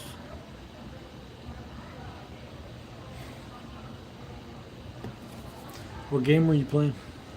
that really this is a question about the West versus all the alternatives. And in the West, we create an environment where we don't have to settle things by violence. I'm not arguing that the U.S. is synonymous with the West. Sometimes the U.S. lives up to its Western values, other times it doesn't. But when the West works, there is a absolute prohibition on violence in response to anything but violence. Right? I am not allowed to physically harm you because of things you think or things you say. And the dam that has broken is we now have all sorts of little cheats that seem to justify violence in response to thought, right? I mean, and you saw this sort of with... well, there's a term. They're using the term, words are violence. Words are violence, but it is an intentional blurring of that boundary, right? Like if you are putting me in jeopardy of, some sort of genocidal outburst, then I am presumably allowed to respond to whatever it is that you've said with violence, because in some sense I'm protecting myself from violence, right? Nice. Right. That's not logically true. No. Right? Well, they So- pushed it so far, they actually said silence is violence. Silence is violence and words are violence, and that the point is, hey, What did you stream on? Was it Twitch or YouTube? we're at violence. Good. We just move to that level, right? Yeah. And we have to get back to a place where we understand that I don't care how threatened you feel by what it is that you think I believe or what it is that I'm saying.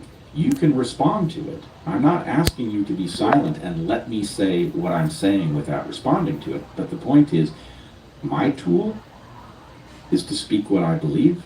Your tool is to respond in kind. There is no right to violence in that quadrant. The problem is we don't teach people how to communicate in school. I think it's one of the most important aspects of life that you have to learn on your own. And you learn a lot of times by the people that are around you. If you're around a bunch of insane leftists, I might play some skate a little bit maybe after this podcast.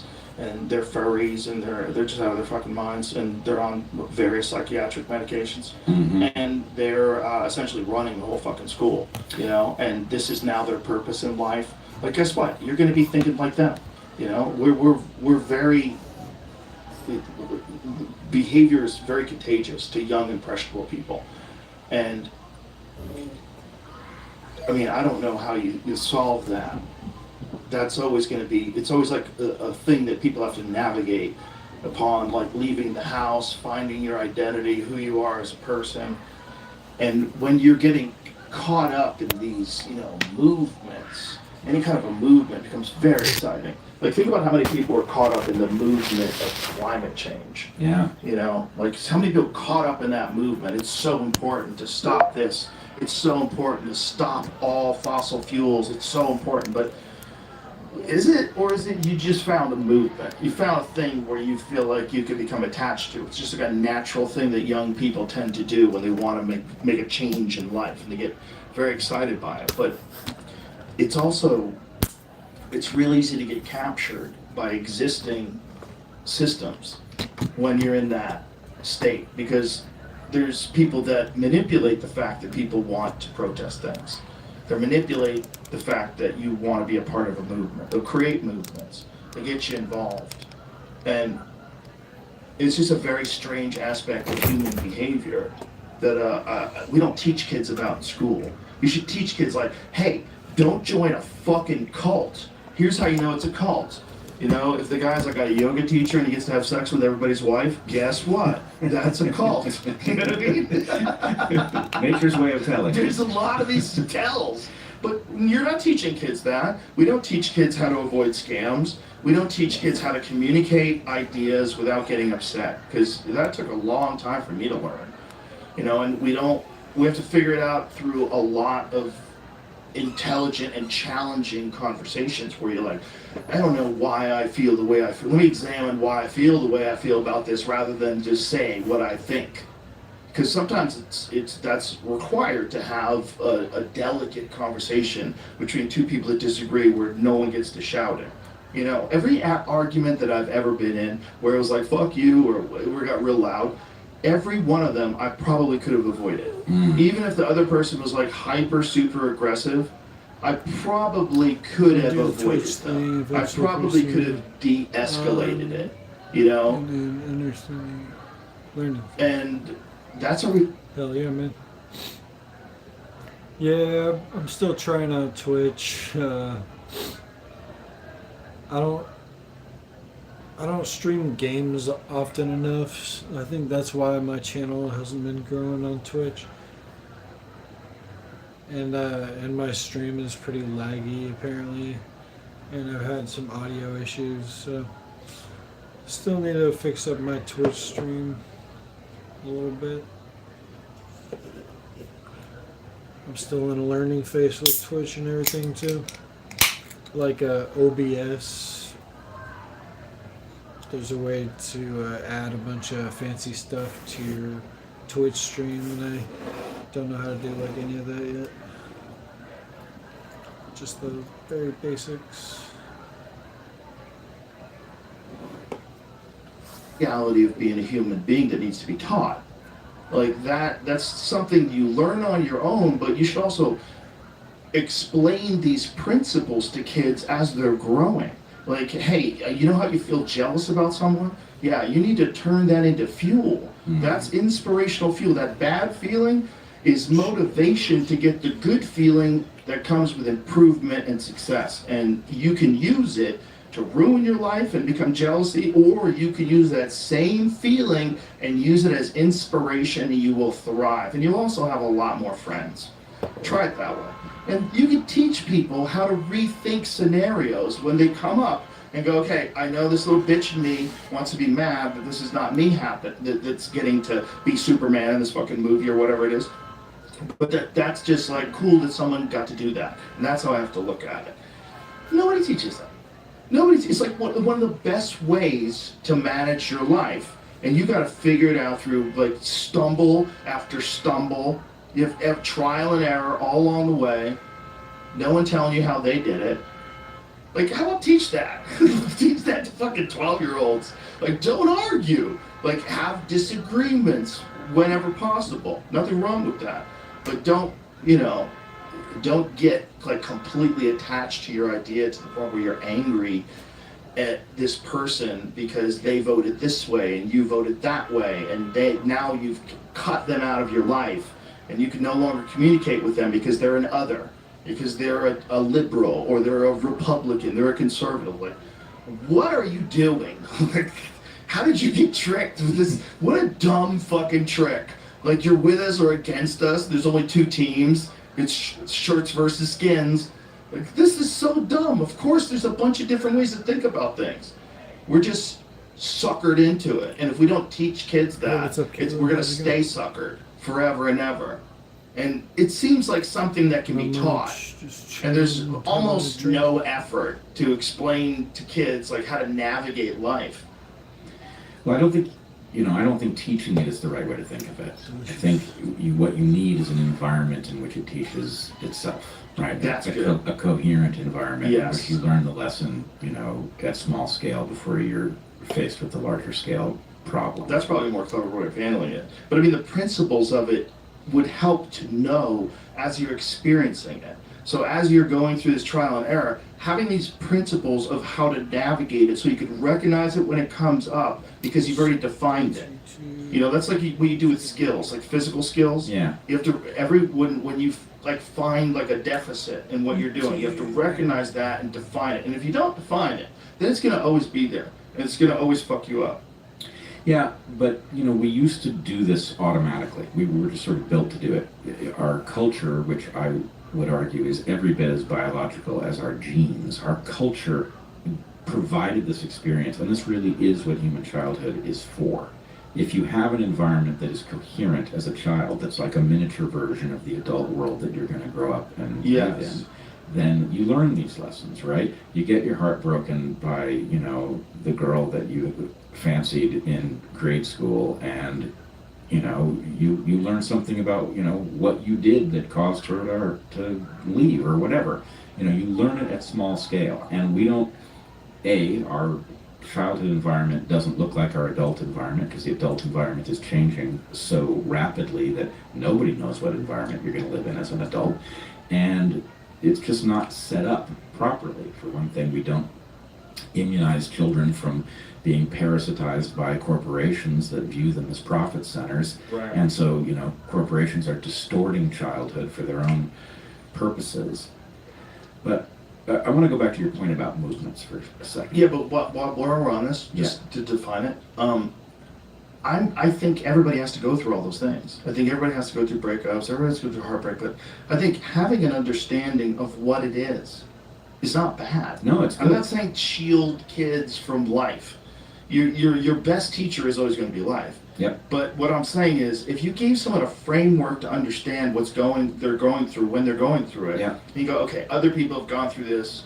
All these people have there's a database that we can draw from.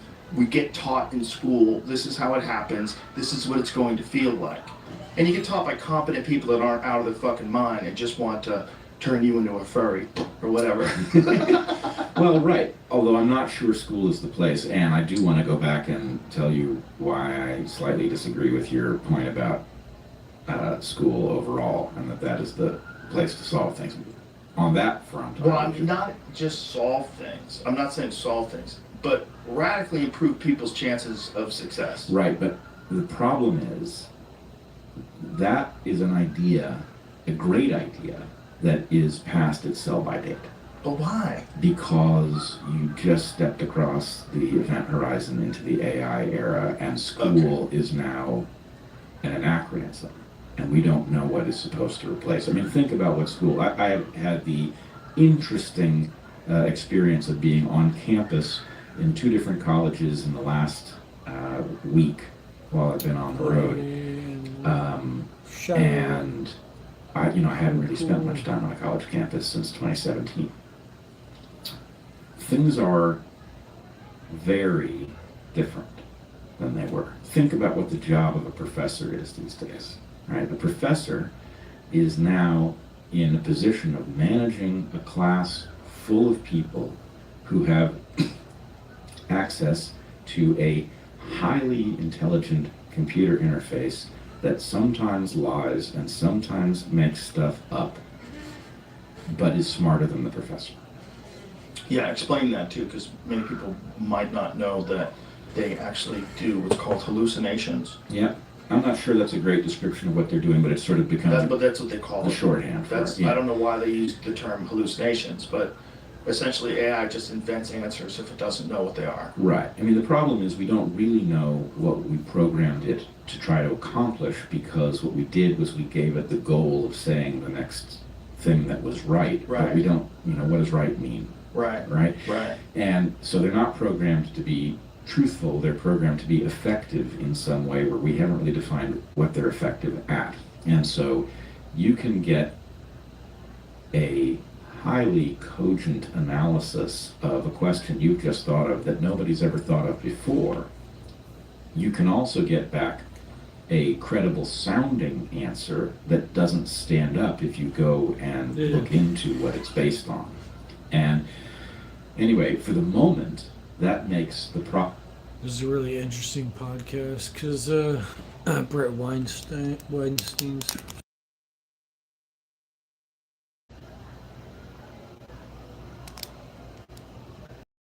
He knows so much. problem of the professor somewhat practical, right? Because a student can't totally rely on the fact that whatever Grok just told them is going to pass muster with this person who knows something about the subject. Right. But again, we're 5 minutes in here. This is not, the job of a professor has gone almost to the hopefully creative, full-time policing of plagiarism. If that's even what they should be doing. Because if you think about what world... Yeah, I might have to look up a video of that. Check it out. These college kids are going to go make their careers in, they are going to be leveraging AI. So in some sense, the professor's job may have just transitioned from teaching you about this subject to teaching you how to manage this repository that knows more about the subject than you ever will. But the professor never trained for that. They don't know how to do that.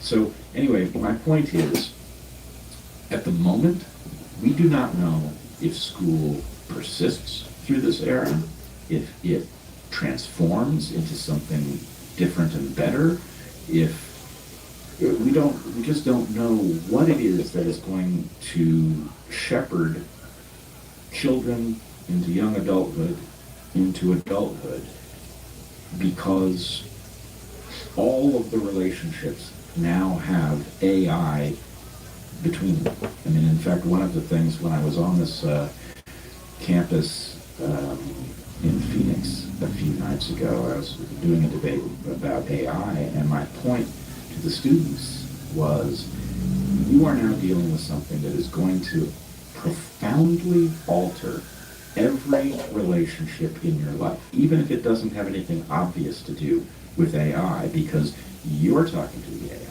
and whoever you're talking to is also talking to the AI. So it is going to be like a ghost in your machine. Inside your head, the AI is going to be having this impact. It's like what we've just faced with algorithms, but tenfold more profound. And so what I suggested to the students was, you need to find at least one person, like I'm thinking about, or I'm... Do you watch the Angry Video Game Nerd on YouTube? He plays all those vintage games and stuff. I like his channel. You need to find at least one person where you can establish a relationship that is not profoundly intermediated by this unknown new species that happens to speak your language. And in some sense, I'm borrowing from what Heather and I learned during COVID, which is that the fact that our relationship was independent of the algorithms, that we were in the same place and that we spoke the same language to each other and that we knew a lot of things in common, that immunized us a great deal to being, pushed around by these proclamations that were coming through the internet. This is the need for that, but at a much higher level.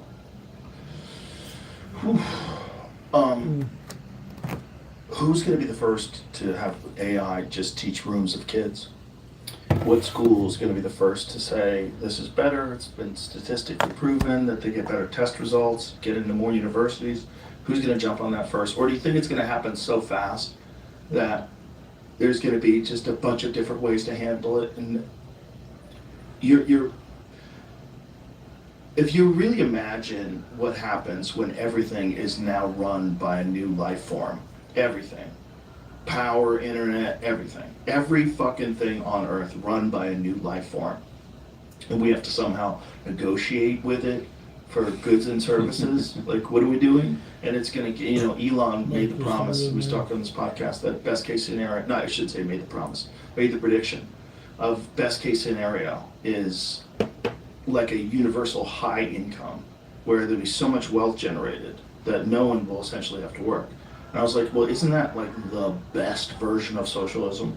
Like if you never have to worry about stuff anymore, like no one has to worry about goods and services because this alien life form that you've created that now dominates the earth is allowed you to have all this stuff. So now you could just exist for as long as you want. Careful what you wish for. I know. It's a disaster, and I actually want to connect it to something that you said earlier. You were talking about movements and why everybody's involved in these things. And I would they're argue, exciting. well, it's more than that, I think. Movements have always existed, but they're not, you don't always live in an era where there's an important one, in your town that you can join. In general, that's not what people do with life. And what I think has happened is, well, frankly, I'm going to connect it to the sexual revolution. Right? The sexual revolution creates the opportunity to get one of the most profound rewards, in fact, the most profound reward that the universe has ever produced, as far as we know, without having to invest very much work at all. Right? So by making sex common, it totally altered the way people viewed the number of years they had to live. Right? They could afford to put off child rearing.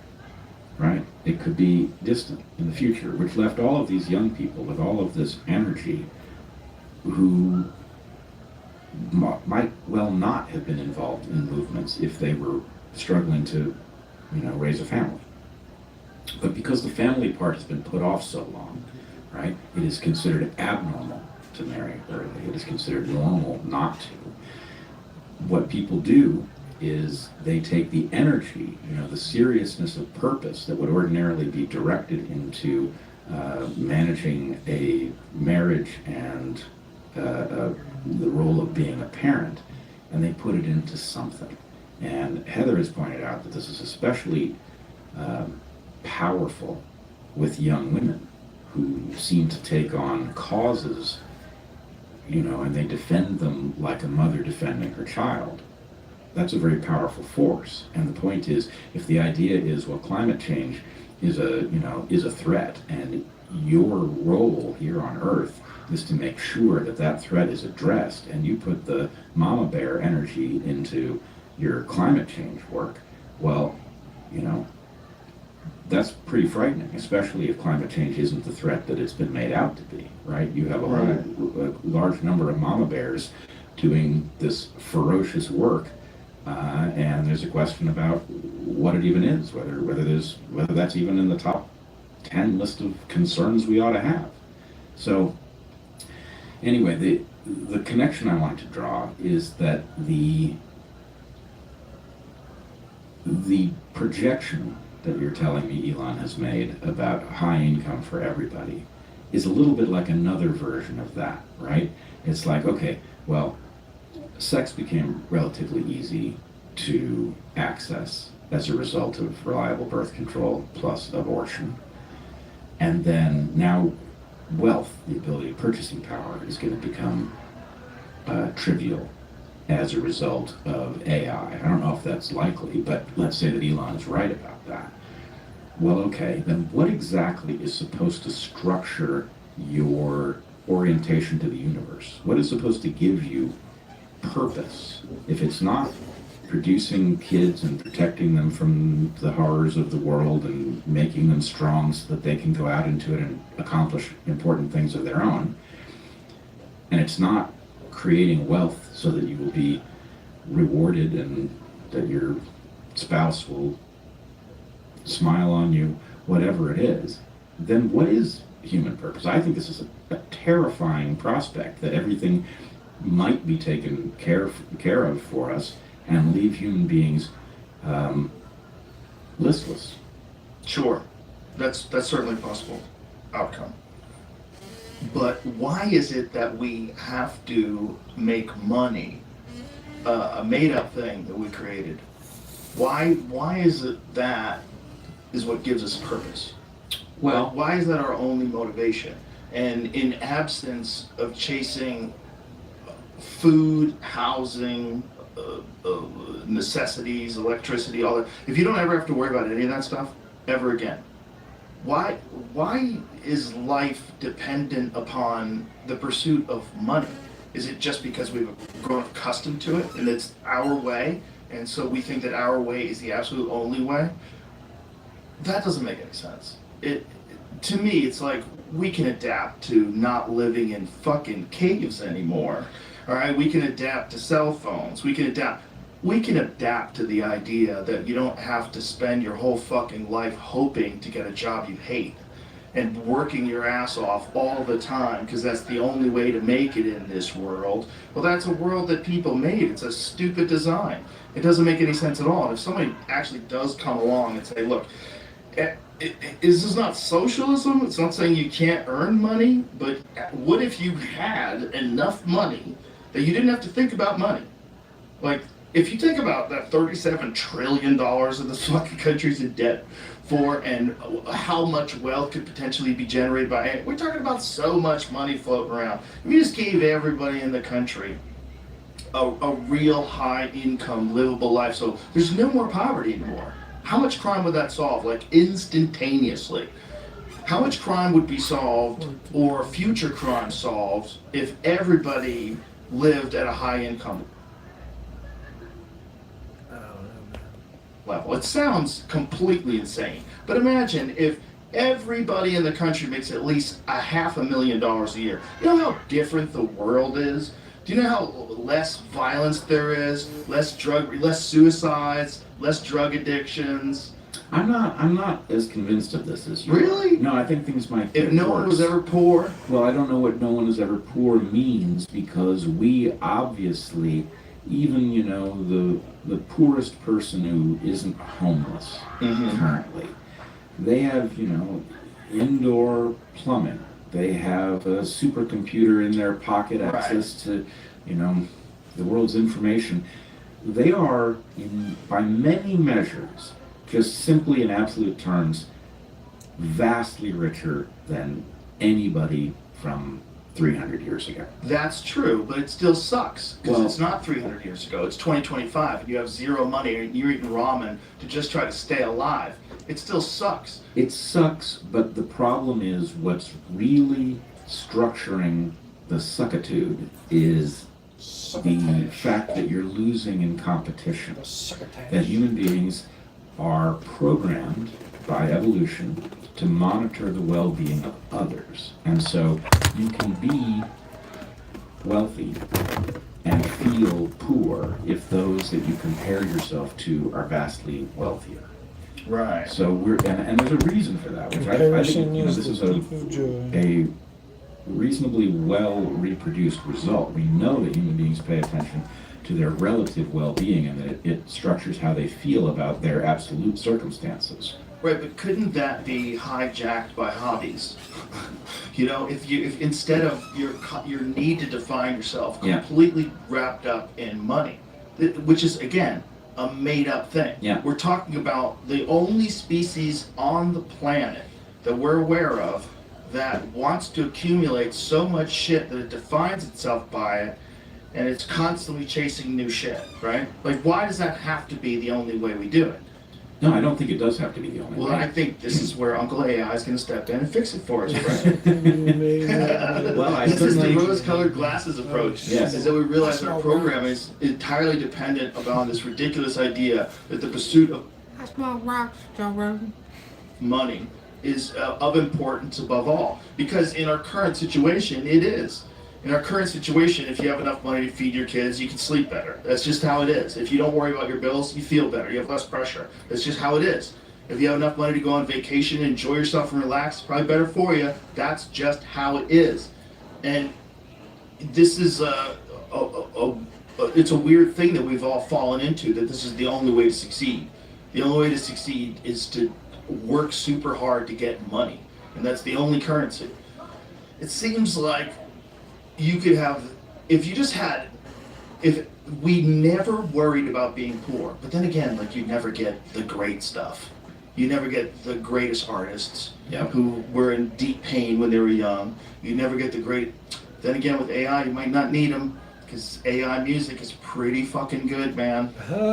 Pretty good. It's really catchy. Catchy is what it is. It's not good. It's catchy. Oh, dude, it's good. I don't want to do this because I do this with everybody, but have you ever heard the 50 Cent version of Yes, I have. What Up Gangsta? Yeah. You heard that one? Yeah, I think so. That's fucking good. It depends what you mean by good. It's good. It's objectively good. It's the fact that it's not a human being singing it is troublesome and very deeply problematic. But if you're being honest, it's great. It's a great fucking song. I'm going to push back on you there because what we are suffering from is the junkification of everything, right?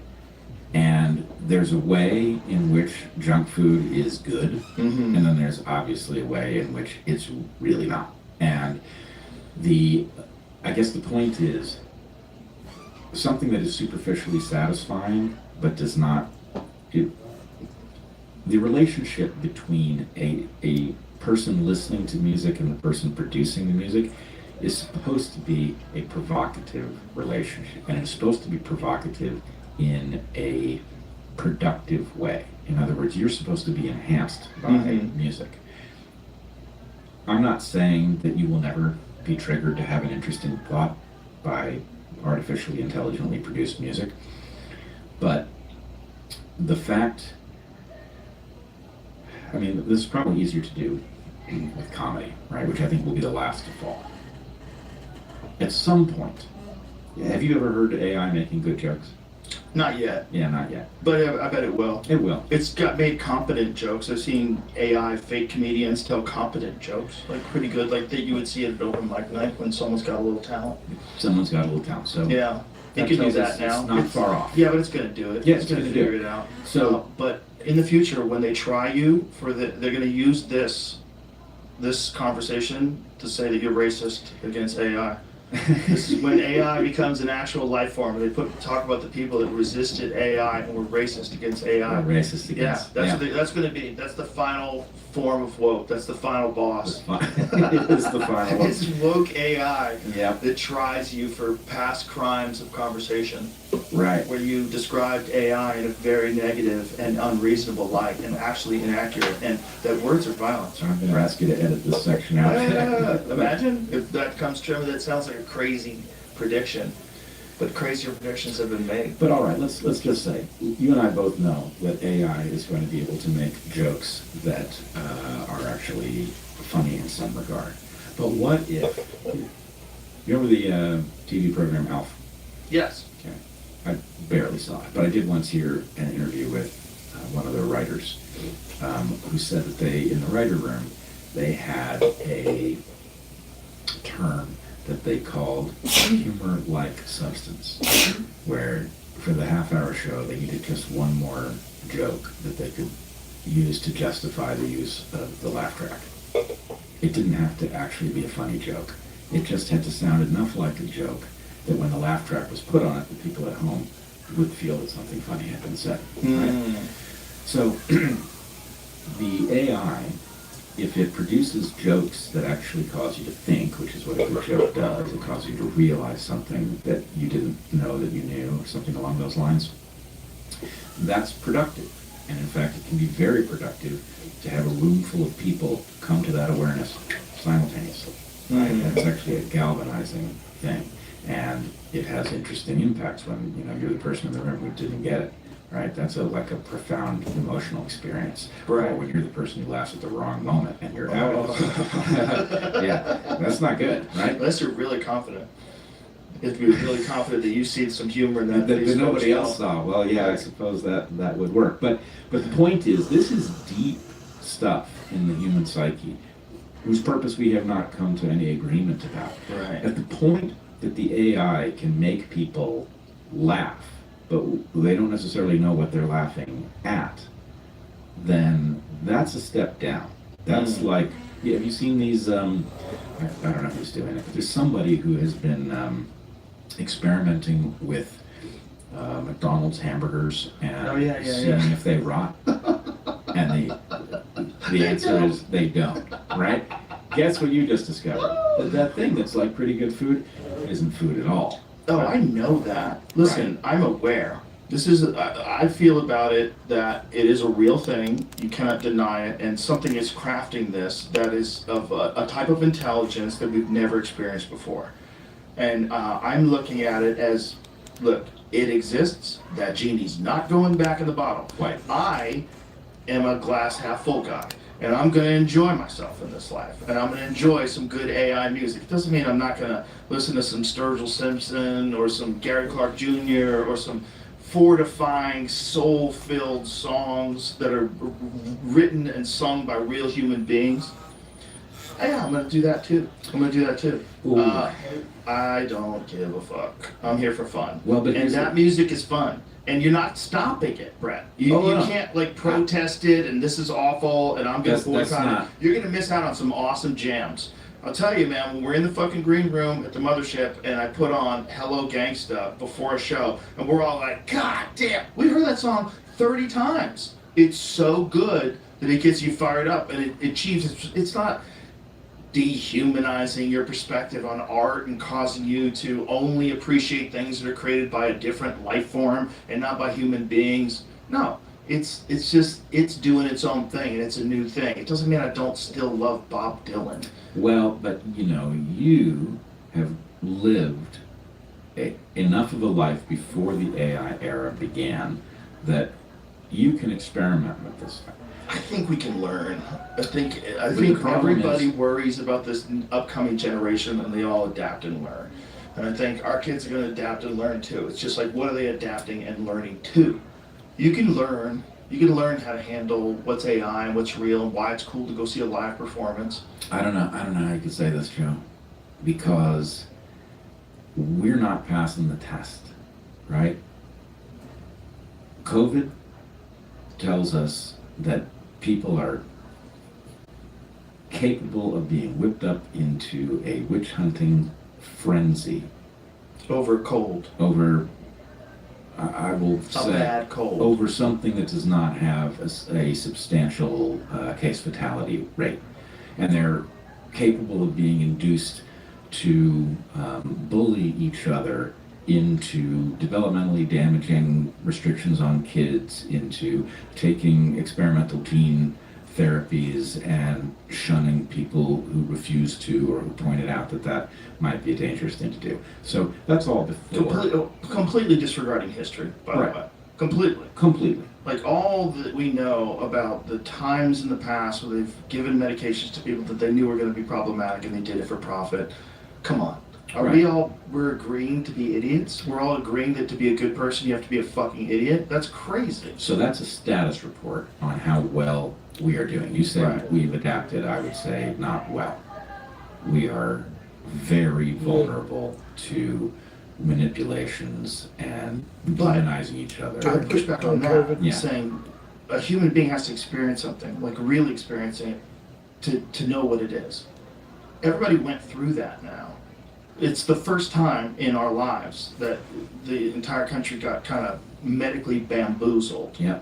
And a lot of people regret taking the vaccine, and I don't know anybody who regrets not taking the vaccine. It was a weird time, like a very bizarre experiment on how you can get people to comply, how you can restrict their movement, that you can implement these sort of devices to, if you're not physically forcing them to do it, make their life as shitty as possible. And Fauci's been quoted as saying that you want to get them to drop their ideological bullshit and get vaccinated. That's what he said, remember? Yeah. I mean, it's a psyop, and now we know. Yeah, We've been well, through that before. it wasn't the first time. It wasn't, but it was the first time in my life. No. But it was the first time in my life where everybody talked about it. Yes, where it you was were the first time where we saw the man behind the curtain. Yeah. Yeah. The first time we saw that, you're silencing legitimate doctors who disagree with you. And you're trying to take their licenses away. You're getting them kicked. You're having this intelligence agencies be involved in getting these people from Stanford and MIT, you're getting them kicked off of Twitter because they disagree. Right. This is crazy. It's crazy. But we saw it now. Well, no, but we did and we didn't, okay? Some of us saw it really clearly. Most people, they think COVID happened, that was unfortunate, I'm a little scared about the shot I took or whatever. I want to talk I about don't it. think it's just a little scared. I think everybody knows somebody who took it and got really fucked Well, up. I would agree with you, but they still don't want to talk about what happened. They don't understand that getting to the bottom of that story is essential for this to not happen again. Right? And, you know, there are hints of it all over the place. It's happening again. You know, I don't know if you saw Bobby Kennedy coming out. Yeah, maybe that's the time when there's the least staff or something like that. Who knows? In favor of Ozempic yesterday. I have a nuanced perspective on Ozempic. Okay. Okay. I think people are they move with momentum, and that momentum, if you're living a disastrous life, is very difficult to reverse. It's very, very, very difficult to reverse. And food is one of the most unique addictions in that it's one that you have to moderate, but you can't quit. Like, you can quit gambling, you can quit smoking crack, you can't quit eating. So the thing that you're addicted to, you have to keep doing. It's the craziest high wire act in addiction, in my opinion. Because it's the one that you absolutely need in order to stay alive. Right, But you can't go cold turkey. You can't go cold turkey, and you're eating too much of it. And so you're always going to be tempted. And the stuff that you need to eat is going to cause you discomfort because you've got to reduce calories and get your body to start burning fat. It's all fucking craziness. If you can give someone a little boost, I don't think there's anything wrong with that. I think it should be managed with the understanding of your weight, and that it can also be managed with other peptides that could diminish the disastrous results of bone loss and muscle loss, which is a significant portion loss of what. But according to Brigham Bueller, who runs a compounding pharmacy and understands this, is like it's very dose dependent. He goes, and pharmaceutical drug companies make more money if the dose is larger. And he was explaining how this is part of the problem they have with compounding pharmacies, because compounding pharmacies can kind of make the doses that's appropriate to your body mass, how much weight you're trying to lose. But that for regular people, no, god damn it, clean up your diet, go to the gym, cut the shit. But for someone who's really struggling, who's 500 fucking pounds and can't stop eating, that at least kills your appetite. And it'll allow you to get to a healthy form. And then maybe through therapy and maybe through something else, or maybe just the momentum of now being healthy will allow you to keep the weight off and then slowly get off this stuff. The problem is, I think you're supposed to stay on it, right? Which is kind of crazy. And it is essentially a type 2 diabetes medication, right? Yeah. Which, if you know anything about type 2 diabetes, a lot of it, it could be a product of too much sugar consumption. Yeah. It's a weird one, right? You eat too much sugar and then eventually your body's like, oh, we're fucked. And that would make sense, that a medication that would control your appetite would help you in that regard. Yeah, I just don't think it's a safe drug. And, it's one thing if you're talking about somebody who is many hundreds of pounds overweight. You're talking about somebody who has a dire situation and engaging a dangerous Or drug. even like 70, 50, 60 pounds. Someone who's feels helpless. Well, it depends. It's just hard. A drug that you're meant to be on for the rest of your life. No, I don't know if that's true though. Like, if you just get off it, then you have your appetite, but now you have a body that weighs 200 pounds instead of 350 pounds, and you're motivated to do it. Like, we can't hold your hand. Let's put it this way. But if you can get you to the healthy dance. I think it's another experiment. And It that's is. the problem. It's another experiment. Here's what's not an experiment. Yeah. Be fat as fuck, die young. Sure. That's not an experiment. No, I agree. That's a fact. I agree. On the other hand, nothing that doesn't come from pharma is considered a potentially legitimate approach. Okay. So what is the other legitimate approach to massive weight loss for someone who has an absolute addiction to sugar and carbohydrates? All right. Well, I would say there is a tremendous amount of potential value, not just in terms of things like weight control, appetite reset, and all of that, but in terms of all kinds of chronic health conditions from fasting. There's a small body of literature on it, which should be much larger. There's lots of stuff that your body can't do if it's in the same cycle that it's usually in, that it can do when you break that cycle. There's all sorts of, Heather and I've done a ton of regular water fasting, and I've done a smaller amount of dry fasting. Heather and I have been experimenting with that because Heather has some injuries from a boat accident in 2016 that caused a lot of internal soft tissue damage. Dry fasting appears to trigger autophagy. It appears to reset things about the gut, and I think it can do it in both directions, but what we need is a better understanding of. If everyone speaks English, that's a good first sign to look for. How it is that you deploy it, and we need to get people past the false sense that they have that they're actually taking their life into their hands if they try this. Do you know anything about it? Well, I do, and I definitely think there's some benefits to fasting, and especially particularly intermittent fasting. I think it's a really good way to eat. It makes you feel better. It gives your digestion a break.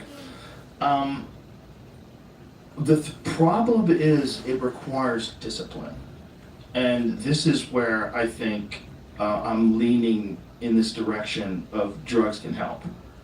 Now, look, I'm not a big fan of everybody being on SSRIs, but I personally have friends that were severely depressed and suicidal, and they got on SSRIs and they felt better, and they got their life together, and then they got their life together and they started feeling better, and the depression waned, and then they slowly got off of those drugs because they're very smart people and very motivated people. But I think sometimes pharmaceutical drugs can come in and give you a little boost. Just because we're distrustful of them, and just because we know that they've done horrible things in the past, it doesn't mean that every now and then they come up with something that's very beneficial in a specific scenario. In the specific scenario of you don't have any discipline, you are fucking fully addicted to sugar and carbohydrates like a goddamn junkie. Like you can't breathe without it. And you've been consuming nothing but garbage for a long time, but then you realize, like, I can't do this anymore, I've got to figure out a way to do it. And then you keep falling back on your old habits over and over again, because you never had an opportunity in your life to develop discipline. It's almost like a little boost, just a little boost. You know, like maybe you've got chronic fatigue and your doctor gives you 30 milligrams of Adderall, and all of a sudden you're like, that worked. Like, I don't think you should take Adderall, but I don't have chronic fatigue. If I did, maybe I would. Or maybe I would take it and go, look, this is better than not having Adderall. Do you know what I'm saying? Like if you're really overweight and someone gives you something that controls your appetite, and then you can get healthy again.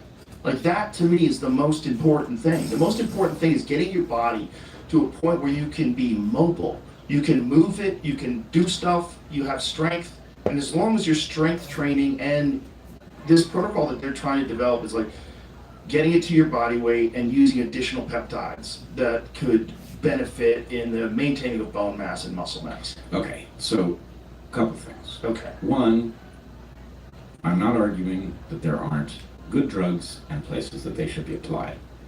I am very suspicious anytime the idea is that this remedy is something that you're going to have to take it for the rest of your life. Yes, I agree. Okay. Second, the idea that slowing the motion of food through the gut is a good idea, I think is preposterous on its face. I'm not arguing that there might not be an instance where that's the right thing to do, but that is a very dangerous Something wrong with white chicks these days, man. kind of intervention.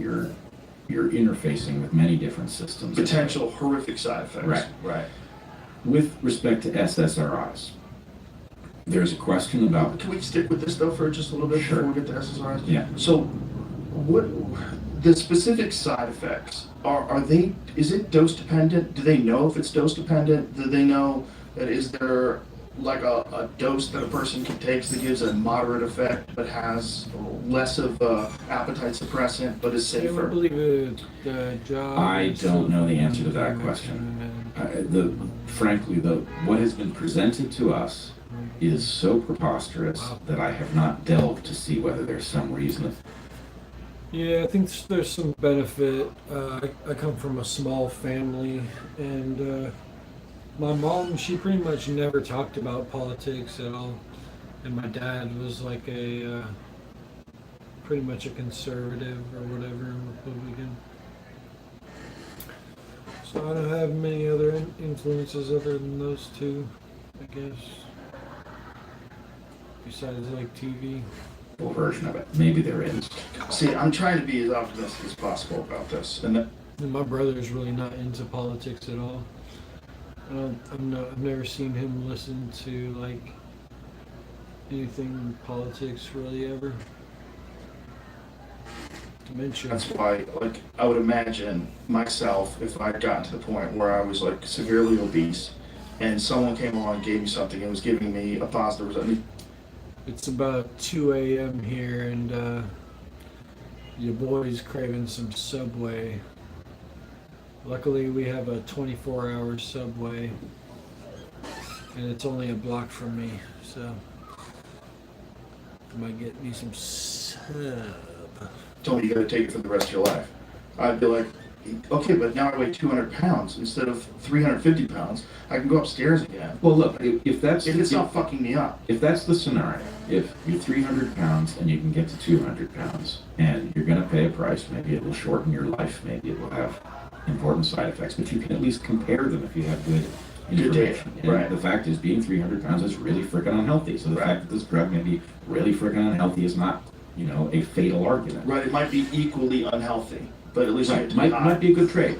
You get to be hot. You're equally unhealthy, but maybe that is like, wow. Wouldn't that be the crazy, like, devil's, like, the devil makes you a deal? Yeah. Like, I'm gonna, you eat so much Have a good one, man. Peace out. food that you're gonna die of a heart attack by the time you're 46. But you know what I'm gonna do? I'm gonna give you a chance to die at 46, but be hot. So all you have to do is like lose the weight. Like that's like a scenario in the Twilight Zone.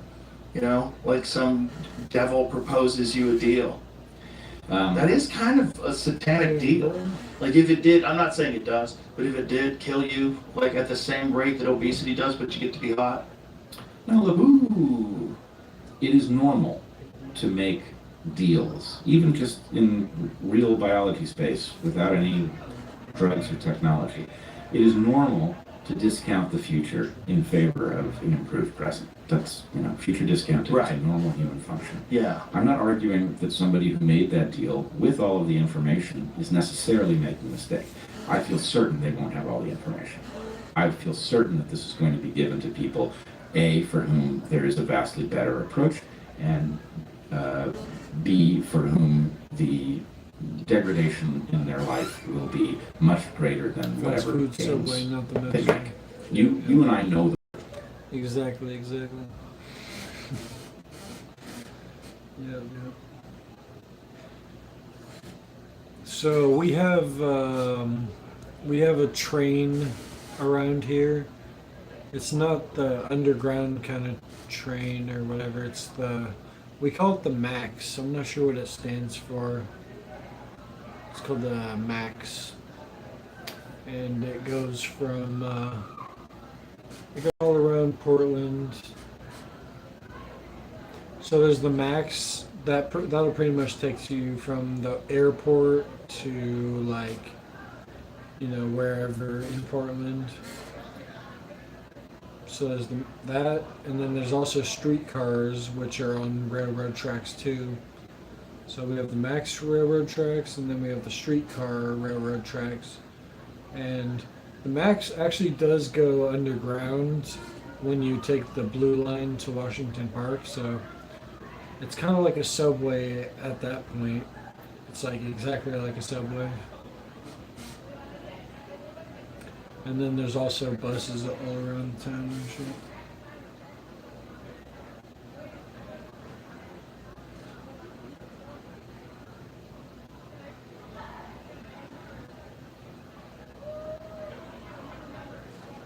Damn it, Subway has no fucking, normally Subway has like promo codes so that you can get buy one sub, get a sub free, or like buy a sub, get another one for $1, or like maybe even buy one, get one for 50% off, but there's no fucking deals right now at all. So I'm gonna have to just get one sandwich again. I've lost the opportunity to flex that we have the most impressive metro in the world the other day. Well, that's what's up. Yeah, we're slacking here. Our metro is really ghetto, and we have like homeless people sleeping on our metro all the time. It's fucking insane. We watched how they function during COVID. We know that they are willing to give you drugs that aren't in your interest. I mean, even just Not just give you, but force you to take. Did you see Paul Offit admitting that he and Fauci and Walensky and Collins knew that that natural immunity was superior, and that it did not make any sense to be giving these shots, even if they thought the shots worked. It didn't make any sense to give them to young people who had COVID. Why would you take the risk, right? But they went along with it, right? They violated informed consent. They put people at risk who had no conceivable benefit they could gain from it. Especially people who had already had COVID. You can't even make the argument. Right, you can't make the argument. And when you knew have a vaccine that doesn't work, then your argument completely falls apart. Because it 100%. doesn't stop transmission. It So- doesn't stop infection. And so you're making this argument, oh, but it stops hospitalization. Well, fucking prove it. How do you even prove that? Well, fucking prove it, and it's not your fucking problem. Right. You can't make me take a shot to protect me. Right. Right? Exactly. And if it works, then it's going to work on all the people who take it, and all the other people, those morons that don't take it, they're going to be fucked, right? Well, that didn't happen. No, it absolutely didn't happen. So anyway, we know the playbook. We know what pharma does. Right. Right? And the point is, you're not going to know how dangerous this drug is. You're not going to know how good the alternatives are. And, They're going to suppress the alternatives. Yeah. They're going to do it in a way that's somehow or another not legal. It's not illegal. It's not illegal to make studies that you know can't work. Right. They're going to game the scientific literature so that we will have endless arguments about, who's a fool, because you will have ample evidence whichever side of the equation you're And on. they've turned a drug like ivermectin into a fool's drug. Yeah, it's crazy. That was one of the weirdest psyops, but I don't think it really worked, but it did work. It worked for a long time, but I think most people don't think of it the same way anymore. But they did it in the age of the internet. Like, they did it in the age where anybody could look at their phone instantaneously and read that the guy who invented ivermectin won a fucking Nobel Prize for it. Yeah. And how many different, the fact that it stops viral replication in vitro and in test tubes or whatever the fuck they do it in, petri dishes, like, it's a weird antiviral that has profound effects. Like, it's very effective and has a very low dose of, like, I don't think anybody's ever died from it. Yeah, Right? It is a profoundly safe drug in comparison to all the others. Its safety profile is like one of the best ever, right? Yes, and the one that gets me now, the one that I wish somebody had said to me earlier, is that it works generally across single-stranded RNA viruses. It would be weird if it didn't work on COVID, right? It's not like, oh, I don't know. Most people hearing this that are highly educated, that are, mainstream narrative thinking a little bit, are listening to you and go, this is bullshit conspiracy theory. This is bullshit. Ivermectin didn't work, man. It just didn't work. Yeah, come on. It didn't work. It didn't work. It's bullshit. Give It it didn't up. work. There's no studies that show it worked. Yes. Utter nonsense. It's utter nonsense. So anyway, that's the lens with which I look at Ozempic. And then the SSRI thing. At least no one's forcing you to take Ozempic. Right. So if the devil comes along with a contract and says, listen, you're gonna die at 4 to 6, no matter what we do, but I can make you hot. And I'm not saying that was a pretty good impression. I mean, I don't really know because I haven't met the man. I haven't met him either, but I would imagine it'd be like kind of foghorn leghorny, just to throw you off. Like, remember Robert De Niro played the devil in Angel Heart? He's one of the coolest devils of all time. Angel Heart was a really good movie. It was Mickey Rourke and man, how am I blanking on her name? The lady from the Cosby Show, Lisa Bonet. Sorry, Lisa.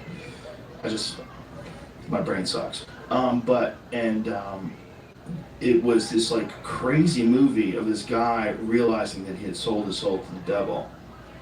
And Robert De Niro, but it's a very dark movie, very strange, and he doesn't want to pay. He doesn't want to give up his soul, and you know the devil eventually confronts him, and the devil's Robert De Niro, and he's one of the best devils. This is what I think the devil would look like.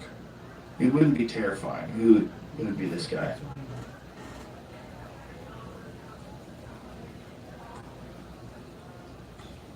You want to listen to it?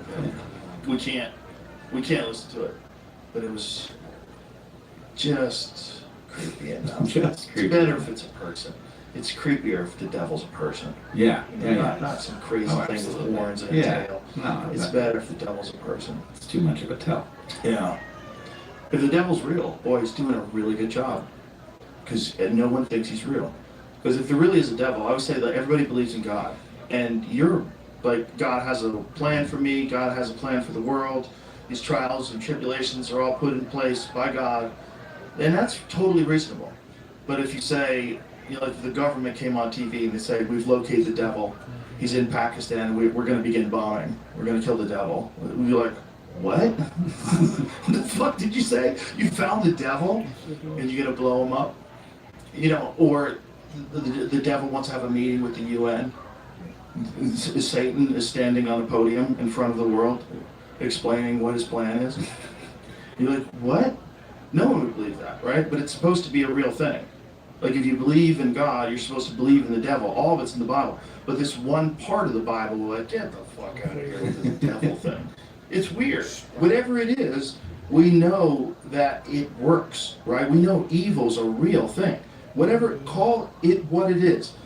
Whatever evil is. But when you see a massacre in some third world country where religious fanatics or rival tribes massacre people, if that's not evil, like what is evil?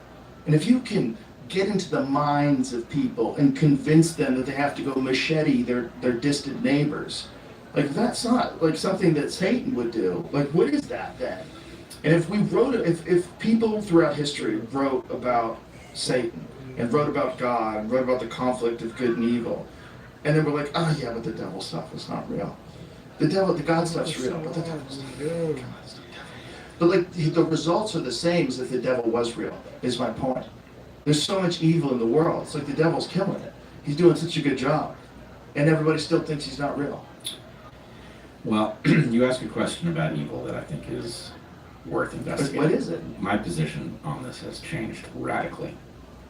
So it used to be that I would say that I thought evil was an extremely rare phenomenon. And the reason that I thought it was extremely rare is because it's a terrible strategy, right? If we say that ruthlessness, doing anything to get ahead, is a good strategy, right? Because you can always not do stuff, right?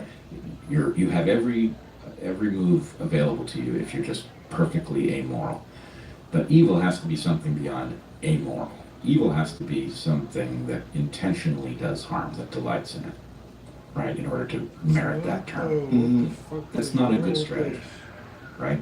You want, if you game theoretically, the ideal strategy is perfect amorality because it can behave morally when that's advantageous and it can behave immorally when that's advantageous. That is inherently the best. I'm not saying it's good, it's not defensible, but I'm saying just game theoretically, that is going to be the most effective strategy, is one that can be moral and amoral, or it can behave in whatever way is ideal for the individual circumstance. To delight in doing harm is to miss the opportunity to be good when it's the right thing to do. So I would have expected evil to be a very rare phenomenon because it's self-extinguishing, right? If you're doing harm for its own sake, that's not a way to get ahead. You'll be outcompeted by people who are amoral at the very least. But I see so many things that strike me as meriting that label. I mean, for example, the pedophilia that you're talking about. Right. I don't understand the ability to destroy a child for your own gratification. Like, I'm sorry, that merits the term. and apparently is more common than most of us have believed until recently. Yeah, what do you think that is? Particularly, like the man-boy stuff, which is, does that go back to when, if you were, there was no birth control, so if you had sex with a woman, you very likely procreated. And you probably, if you wanted to stop people from procreating, you probably separate men and women, so you get a bunch of horny boys around each other, and the big ones abuse the smaller ones. I mean, is that how it starts, or is Well, it just? It could be a concentration of sexual wealth, effectively. That if you have some force that allows basically the hoarding of mates, leaving a lot of guys with no prospect, you might imagine that they might innovate something. That the sex drive is so profoundly powerful that if some force makes it impossible to find a mate, that other things would happen. I don't know if that's what's explaining it. I don't know enough about the phenomenon. I've seen reports of this behavior, and it's super disturbing. It's just super disturbing that it exists so much in history, and that it's accepted so much in history. And here's another weird one. Like, the Spartans were gay, right? They all had lovers that were other men that they fought alongside. And their idea was that you would fight harder to protect your lover. Like, how? That one almost makes more sense to me. You know? It certainly does. It's certainly better, right? They're consenting adults, but it's like, why have our ideas of sexuality evolved to where they are today? And what is, like, is it because people didn't know how horrific it was back then? Is it because it was underreported? Was it shame that the momentum of people doing it to more people, like the people that got molested went on to molest, and it was like more common? Well, you got to split those two phenomena. Let's take your Spartans and battle, okay? And right. I had them all confused there. I think I've mentioned this to you before, but I have a hypothesis that the reason that ships are female is because it causes the people who man them to defend them properly. If your life like a mother, right? Like a mother or a spouse, or your wife's your mother. Yeah. And so anyway, my point would be that the name, the female naming of ships has persisted because actually it preserves ships, and the cultures that preserve their ships better outcompete the ones that preserve their ships less well. Right. So anyway, you could imagine that, gay soldiers who did, every guy is built to you're built to defend your lover, and it's hard for me to relate to that being a guy because I don't swing that way, but if you did feel that way about a guy, then you can imagine that your, ferocity in battle would be enhanced by that sense of protectiveness. It totally makes sense. But then I think it was also very common in ancient Japan. I think it was a thing among samurai to have young boy lovers too, wasn't it? Well, but again, these two phenomena. That's the case, young Jamie. I mean, it's just weird that exists so often, and all throughout history, and then over the last 100 years, everybody's like, hey, what the fuck is that? Like, it took that long. And then some of it must still persist at very high levels, because some of these fucking psychopaths that get into these great positions of power, they probably have some very bizarre needs. All right, we put it into our sponsor, Perplexity. It says, among samurai in Japan, some same-sex relationships, particularly male-male ones, were indeed recognized and culturally integrated, somewhat similar to Spartan practices, but with distinct Japanese characteristics. The practice was known as Shudo or Nanshoku, where Intense erotic and mentorship bonds were formed between an adult samurai, ninja, and a younger male apprentice or page, wakashu. The institution functioned within a strict role framework with the elder as the active partner and the younger as the receptive one. Boy, that's a weird way to put the old guy fucks the kid. That's the most euphemistic term I've ever seen to the old guy fucks the kid. Let's see, I say the old guy fucks the kid. And what they say is the active partner and the younger as the receptive one. So the elder is the active partner, emphasizing loyalty, affection, and mutual growth. Oh, we're both growing from this, buddy. Wow. So there you go. All right. It did not exclude heterosexual marriage and family duties. It was compatible with and did not exclude heterosexual marriage and family duties. So that's the loophole. You can only have sex with one wife. You know, you have to be heterosexual. You're in a marriage, but you can fuck as many kids as you want. Jesus Christ. And that's history. And that's weird. It's weird that it took so long before people realized like that's a terrible thing to do to people. Yeah. Is there any information on what, I guess in this case, what you're reading suggests a mentor relationship, which suggests that these kids are maturing into other roles.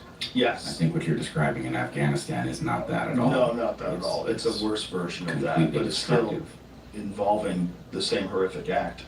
It's just a much worse version of it, but it's all just fucking crazy. It's like, we know now what it does to people, and it's like, how did they not know then? Well, Is it because of shared information? Is it because of books, media? Is it because of social media? Like, what is it? The problem, Joe, there's an important concept that I want to remind you, we've talked about it before, it's relevant to all sorts of things. I just don't want to connect it to this, but I think... Go for it. Well, the concept is lineage, and the problem is lots of stuff that looks really freaking strange when you zoom in and you look at individual behavior. The real question is, what were these things having to do with the success or not of the lineages that were involved in them? And we don't know. So you're looking at the behavior between individuals and you're saying that's grotesque and doesn't make sense. And the question is, does the larger context, especially when you're dealing with things like samurai, that are basically fundamentally about the continuance of a lineage, there's a question about what makes for a functional samurai culture. And I don't know. I'm no expert in this, so I can't even look at that case and give you a proposal. I don't know enough about the context to say how it might work, but I can tell you where you have a paradox like that, you either have the case that I think is going on in Afghanistan where it's just purely predatory, right? Well, I think if it really truly is a mentor relationship and that they all do it, it's essentially the same sort of function as with the Spartans, right? Like they would be fighting alongside each other. It would be, if you were going to develop an army, like you would probably, first of all, they're not going to have any contact with females for a long period of time. Right. You'd probably encourage homosexuality. Well, I think what I'm getting at is, I think you and I are struggling with that landscape and what it might mean, right? Because you and I are fundamentally Western, and lineage against lineage violence is not our mindset. And so anytime you and I look at lineage against lineage violence, there are paradoxes aplenty. And the problem, one of the things that I'm spending a lot of time thinking about, is the fact that lineage against lineage violence is reasserting itself, that the West was the alternative to that. And lineage against lineage violence is reasserting itself, and it is threatening to drag the whole world back into it because it is fundamentally more stable, right? The West is more vibrant, the West is safer, fairer, more productive, but it's fragile. It depends on an agreement to continue treating each other that way. And that means that anything that threatens it causes it to come apart, and you descend back into a world of chaos and grotesque behavior. And that's where I think we are. We are watching the agreement. You know, the world was moving in the direction of the West. We were getting along better. We were learning to be productive together with people who were not closely related to us. And we are contracting now back into this view of, well, it's us against them and they gotta go. Mm. Oh. Do you think there's a way to change course? Like the negative things that are going on in society right now, the negative things that we all feel when you're talking about whether it's pharmaceutical drug companies getting involved in their healthcare narratives in order to make more money. Do you think there's a way forward where this corrects itself, or we correct it, or we get to a much more healthy balance? You're never going to get everybody who's involved in every aspect of society to be a good person with kindness in their heart and a general overall want for the good of mankind. You're not going to have that everywhere. You're always going to have some people that are out for themselves. But is there a way to balance it and make it much more in the direction of everybody recognizing, like, hey, this way we're doing this is not good for anybody, and it's being manipulated by foreign governments all day long, and you're addicted to the thing that's manipulating you on, and whether or not you realize it, you're at least somewhat affected by this data that's coming at you. You can say, I'm smart, I'm not going to fall into that bullshit. But then, you know, it's a little gets in there, enough gets in there that it becomes a part of your thinking, that it becomes something that you debate all the time.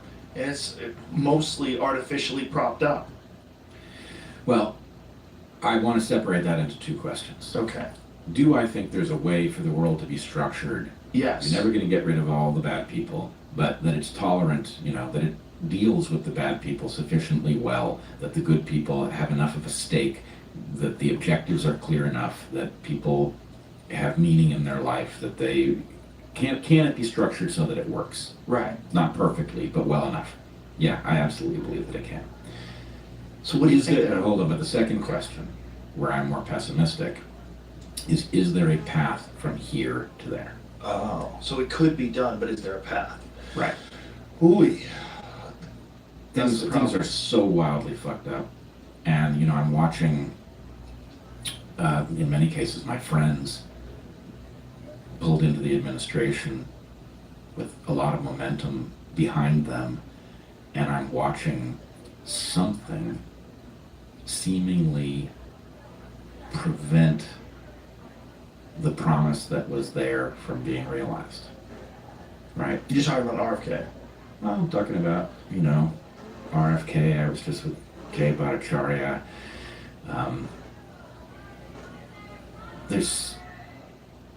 There's something that when the good people get to Washington and try to do the right thing, there is an architecture that drains them, that wastes their efforts, that places roadblocks, that causes them to back their objectives way off. And I don't know what it is, but it's disheartening to see it. I mean, even just, we could talk about the mRNA vaccines. This one was It's Brett Weinstein. so clear. We've got people in Washington who know it. They can't apparently get these things off the market. Like, what the hell is that? If I was running the board right now, I'd start playing the theme song, that Pink Floyd song "Money." You know, the beginning of that. Oh, sure. Dum, dum, dum, dum, dum, dum, dum. That's what it is. It's all just profit. It's profit and power. It's power. I don't think it's profit. It's part of it. Part of it is you have to keep score, and profit is how you keep score. You have to keep score. You want to be big shot, swinging dick psychopath, you got to keep score of how much money you make. So it is profit. Profit's a big part of it. It's definitely competition too. It's the thing that happens with any corporation that has a obligation to its stockholders, you got to keep making more money. And if you're in the business of distributing drugs, you're not in the business of, you're not doing the lab work. Those aren't the guys that are assholes. You're not like in the trenches trying to figure out how these things work. And no, the people that are trying to get, they're the money people. The money people are crazy. And the money people are infiltrating all the science people and telling them what to say about stuff. If scientists, like as a whole, were always entirely objective about every single subject, and never ever subject to bribery, like the sugar people were, like when they gave them the sugar to say that it was all saturated fats causing all this heart disease and all these people are obese because of saturated fat, and people started eating margarine. This is all money. It's all money. It's all, so money gets into the, if the scientists were true, if they were like knights and they could not tell a lie, we would have never got into half the messes that we're in with pharmaceutical drug companies. Right. But they work for the pharmaceutical drug companies, and then the people that are involved in the FDA, if they leave, they get a cushy job with the pharmaceutical drug companies, and it's totally legal. So there's no incentive to be a knight. I know how corrupt the system is. I mean, in some ways I feel like nobody knows better. But I am disheartened to discover how little power, even when the curtain is pulled back and we can see the gross excesses and the massive wave of destruction that was created, even in that circumstance, we can't make the most basic alteration, right? Taking the mRNA COVID shots off the market, I don't understand how they should be so embarrassed and horrified at the harm they did, that this should be an easy one. So how are they still selling it? How are they still pushing it? Like, what is this, what are they saying it does for you now? I mean, I guess they're sticking with their, like 14th fallback position of it reduces the harm of COVID. Now, is this because pulling it from the market is an admission of guilt or an admission of knowledge that it's not effective and it's not necessary anymore? And then fuck Subway. Something. The thing is, they don't have to worry because of the fact that it's classified as a vaccine. They don't have to worry about being sued. Well, they do. We do. Well, how so? The immunity from liability is dependent on there having been no fraud, and there clearly was fraud. So, in light of that, I didn't know there was any caveats like that. oh yeah. Oh, It's that makes it much more dependent on- interesting. It's much more interesting. And it is how do you define fraud? Because they've sold drugs where they had like 10 studies and one of them was good. Well, let's Look, try we got this a good one. study. Let's try this one. Okay. The insufficient amount of safety testing that was done before these things were released was done with mRNA vaccines produced in a process that did not involve DNA. The product that was actually injected into billions of people involved DNA plasmids, and there is massive contamination in the shots that were actually delivered, including the SV40 promoters, immune virus 40. We talked about that the last time we were on, right? I think we probably did. I think we did. But in any case, the point is, for you to put your process 1 drug through safety testing and then inject people with something different that has other components that were not tested is fraudulent. Can I stop you real quick? Just so this could be standalone. Could you just explain the whole SV40 thing to people and how it became an issue? So there are lots of techniques that are used in order to generate a lot of product, right? In this case, what they used is a plasmid, which is a circular piece of DNA, in order to basically create vats that would grow the product necessary that would later be coated in a lipid nanoparticle. So they used bacteria to do the heavy lifting. There is a requirement that you purify DNA out, and there are standards, which are way too high, but there are standards that you can't go above in terms of how much DNA contamination you can have left over from your production process. But in this case, it isn't even that the quality control is garbage and there was too much stuff left over because the process didn't work very well. The problem is that there was a much more painstaking way of producing technically the same product that did not involve DNA plasmids at all. And so what you've got left over in these vials, and we're talking about largely the work of Kevin McKernan, who took vials that were given to him, stuff that was actually injected in people, there was leftover stuff in the vials, he tested a bunch of these things, found DNA contamination across the board. So what you're left with is a promoter, which is a genetic trigger that we know is common in lab techniques, and it originally comes from simian virus 40, and we know that it's carcinogenic. So that promoter is left over in vials from shots that were actually injected into people.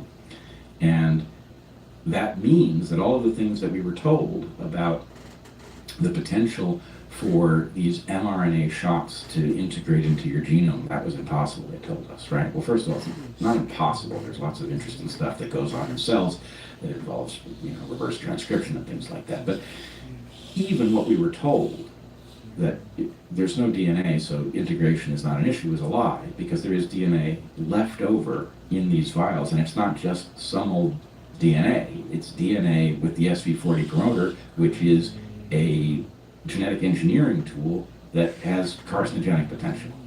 So it seems to me this is clear fraud. You can't inject a different product into the public on the basis of safety testing that was done with something produced by a different process. Can you explain how they got this SV40 from these monkeys? Like what and how it got into these vaccines? Well, I wish I had other vaccines in the past as well, right? I will tell you what I think I remember from the story. I should probably have brushed up on it if we were going to talk about this, but I believe that the story is that in the production of early polio vaccines, monkey kidneys were used, and SV40 was a virus that I think was unknown that showed up, that because you're using cells and viruses infect cells, that SV40 showed up in that process.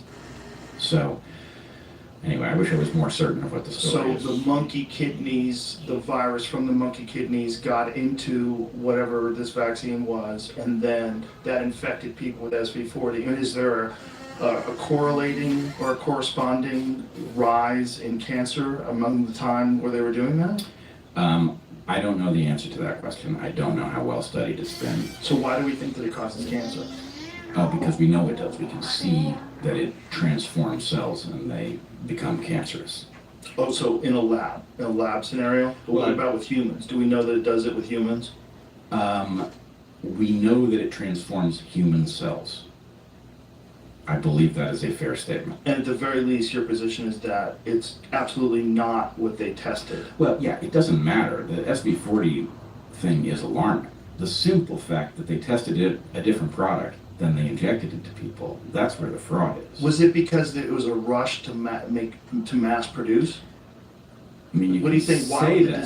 Why would the decisions be made to do it a different way? Well, I mean, I think the obvious reason is because in the one case you get a much purer product, which is much more likely to get through the safety testing, and in the other case you get the rapid expansion of production. But that's fraud, right? Yeah. You tested a different product. Oy. Yeah. Oy. And the one you tested didn't work. Well, yeah. Even the first one sucked. Yeah, it didn't. It's amazing how many people to defend it. They will defend it just like they defend the fucking flying spaghetti monster, whatever it is. They'll defend it. They'll defend it. It becomes a part of their religion. Yes. They'll play it, save millions of lives. Like, how do you know that? Like, how do you know if it didn't work? Like, if it really didn't work. Like, how do you, if you still got COVID and you got it real bad, like, how do you know it did anything good? How do we really know that it did anything good to anybody? We don't. Right, but that narrative is really hard for people to swallow. So they keep saying it saved millions of lives. Like, I wish that was true. save millions of lives in a computer model. But isn't that computer model dependent upon it not causing infection and No. not causing transmission? The computer model is pure garbage.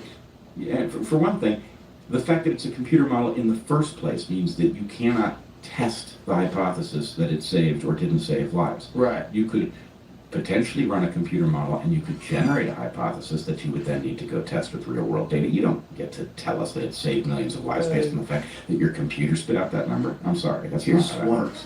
reason why they have to keep belittling ivermectin. Imagine if we get to a position where AI can do definitive breakdowns of the efficacy of certain compounds at stopping certain diseases, like COVID-19. And it says that with this dose, with this body weight, you do it this amount of times, and it should offer like 70% protection. Yep. And then they run that into what's the actual data on the vaccine causing side effects and injury, and we just get this horrible reality in front of us that I think everybody who took the shot is really wanting to avoid. The mind fuck of knowing that you got used as a little piggy bank for the pharmaceutical drug companies to push some experimental shit on you and tell you that it's both safe and effective. It's both safe and, which, by the way, didn't Fauci use that same term for AZT back in the day? Didn't he? He would. I mean, it's a great slogan, Safe right? and effective. See if he did. See if you could attribute the term safe and effective to Fauci talking about AZT during the HIV crisis. But the problem is, to your point about AI, these people are not fools, and they understand that the AI extrapolates from what it's read, so they're priming it. Yeah. Right? They're priming it so that it There's can't nothing open do the for proper food work, right now. which It's means funny. that What's this going on? potentially extremely valuable tool, frightening, yes, but potentially extremely valuable tool, is going to be compromised because it is going to be intentionally misled with phony articles, papers, all of that stuff. Long-term AZT appears safe and effective. Oh my goodness, 1989. Wow. There's a video of him saying it. That's where I remember now. He was saying, the reason why we prescribe AZT is that it's the only drug that's both safe and effective. Something along the line. You probably cut that out. It might not be his actual quote. But whatever he said, he was talking about it the same way he talked about the COVID vaccine. He was talking about something that definitely fucking killed people. AZT was a horrible, horrible drug that killed more people than, it was a cancer drug. It was chemotherapy. Like when have people ever been told to take chemotherapy forever? Right. What? Yeah, he's a monstrous person, and the idea, I mean, I think any preemptive pardon that is wild, non-specific, non-specific, that goes back to 2014. Yeah, you can't have that. This is a legally unsupportable idea because it effectively creates two classes of citizens. It violates equal protection under the law, right? You can't have people who have carte blanche to violate the law, you know. It's also what the kids call sus. Yeah, it's super sus. That is funny, super sus. That's super sus. Yeah. And then he also pardoned his whole family. You're like, yo, what did you guys do? Yeah, he pardoned. So that's the question: is does the auto pen stuff stand up? I think they're gonna not push it. Because I bet they all use it. I bet Trump is busy. You know, he doesn't have time. Does he see how many lines are in his name? He's got a lot of lines. A lot of lines, up and down lines. Yeah. If I was use the pen. And I guess maybe if you say use the pen and you're allowed to, you know what I mean, like DocuSign. If you get a DocuSign document in your email, you get to sign it with your pre-approved signature. Yeah. Fucking weird. Well, I mean I think you're conflating a couple things, and I don't really know. I'm no expert, but it seems to me the auto pen, I think its purpose was to sign autograph photos and pro forma documents. It's not there to sign important stuff. Yeah, not pardons. Certainly not. That's a crazy one. It's a crazy one. Because it means somebody else can press that button. Right, especially if your president happens to, be demented. Right. Yeah, so... Yeah, he's out of his gourd, and everybody knows it. Yeah. What is your suspicion about that second debate, the debate that they had where he totally fell apart? Do you think that they set him up for that by putting on late at night and that they probably didn't give him his right vitamins? Look, they clearly set him up. Right. For those of us who were tracking his mental decrepitude since before he was elected, there's no way that they thought that he was going to do okay in that debate. The second one. Agreeing to it was conspicuous, and so I think it was part of forcing him. What they debated in the past, it's like, you know, Biden wasn't that bad. You got some good ones in there. You know, it wasn't too bad. I was like, whatever they put him on for that debate, pretty solid. Yeah. You know, whatever cocktail. They didn't give him the cocktail for that one where he was like, we beat Medicaid. Like, what? And that's what everybody had grown accustomed to. And I remember someone that I know, that I'm friends with, sent me a message. Don't you know that Biden has a stutter? That's what this is all about. Oh, remember that stutter thing? Yeah. This guy was, I started sending him all these videos of Biden when he was younger. Right. He was a powerful speaker. Powerful speaker. Maybe a bullshit artist. But at least I wouldn't say a powerful speaker, but certainly wasn't bad. Yeah. Wasn't He was bad. certainly He had some good ones. There's a couple of speeches in there that are pretty solid. Yeah. When he was, it was not. It was all after he had the disaster when he was running for president. So in '88, you know, he was running for president. He got caught plagiarizing. Yeah. But it was after that, like when he was vice president, he was pretty solid. You know, he had a few solid speeches. And then you see him now, it's like, oh boy, this is crazy. He trails off in his words at the end. What is this one? Oh, here he is. AZT because it's the only drug that thus far has been shown in scientifically controlled trials to be safe and effective. It isn't the question that there are a lot of drugs around. So Subway's not gonna give me any food Imagine that. tonight. Imagine saying that and being Pieces so of wrong. shit. And who knows how many people died from that, including people that had no symptoms at all. They just tested positive for HIV, and they just dosed them up. Yeah, he's a cold-hearted son of a bitch. Ooh. Yeah. And what were they using a PCR method to detect whether or not people had HIV back then? I don't think so. I don't think it existed. Well, when did Kerry Mullis, when did he devise that? Because this is like, let's put that into perplexity. When was the PCR Actually, method? would have been. No, but that's way after. That's way after. 83. Oh. So what did they use to determine whether or not people? Yeah, but I don't think they would have. Well, I don't know. Did they use PCR method to determine whether or not people had HIV? Because they definitely did with COVID, right? Oh yeah. And what were the accidental positives? The false positives. What were those? How many? Oh, they had the cycle threshold turned up so high that it would amplify any contamination. Right? They were just looking to establish that COVID was everywhere. So, what HIV diagnosis primarily through three tests: antibody test, antigen, antibody test, and nucleic acid acid tests. Yeah. Okay. Yeah. So not PCR. So not PCR. Yeah. So how many cycles were they had it to a massive number at one point in time, right? I think it was in the 40s, something like that. And what kind of false positives would you get if you had something like that? Oh, massive. I mean, especially in the context that these machines existed. So basically the idea is that you get a doubling for each of these cycles. And that means that if there's the tiniest fragment in your environment, that you will end up seeing it come through as a positive. So imagine that you're in a hospital testing patients, right? Are there going to be fragments of COVID around in the middle of, 2020?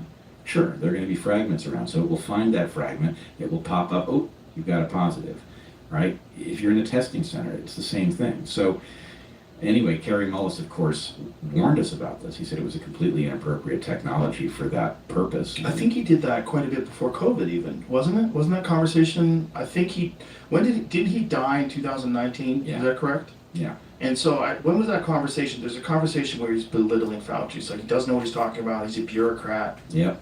I think it's a different conversation. And he was talking in that same conversation. Maybe it's a different time. He said the same thing, but this is not what you would not use an appropriate use for the viruses. technology. Yeah. This is the guy that invented it. Yeah.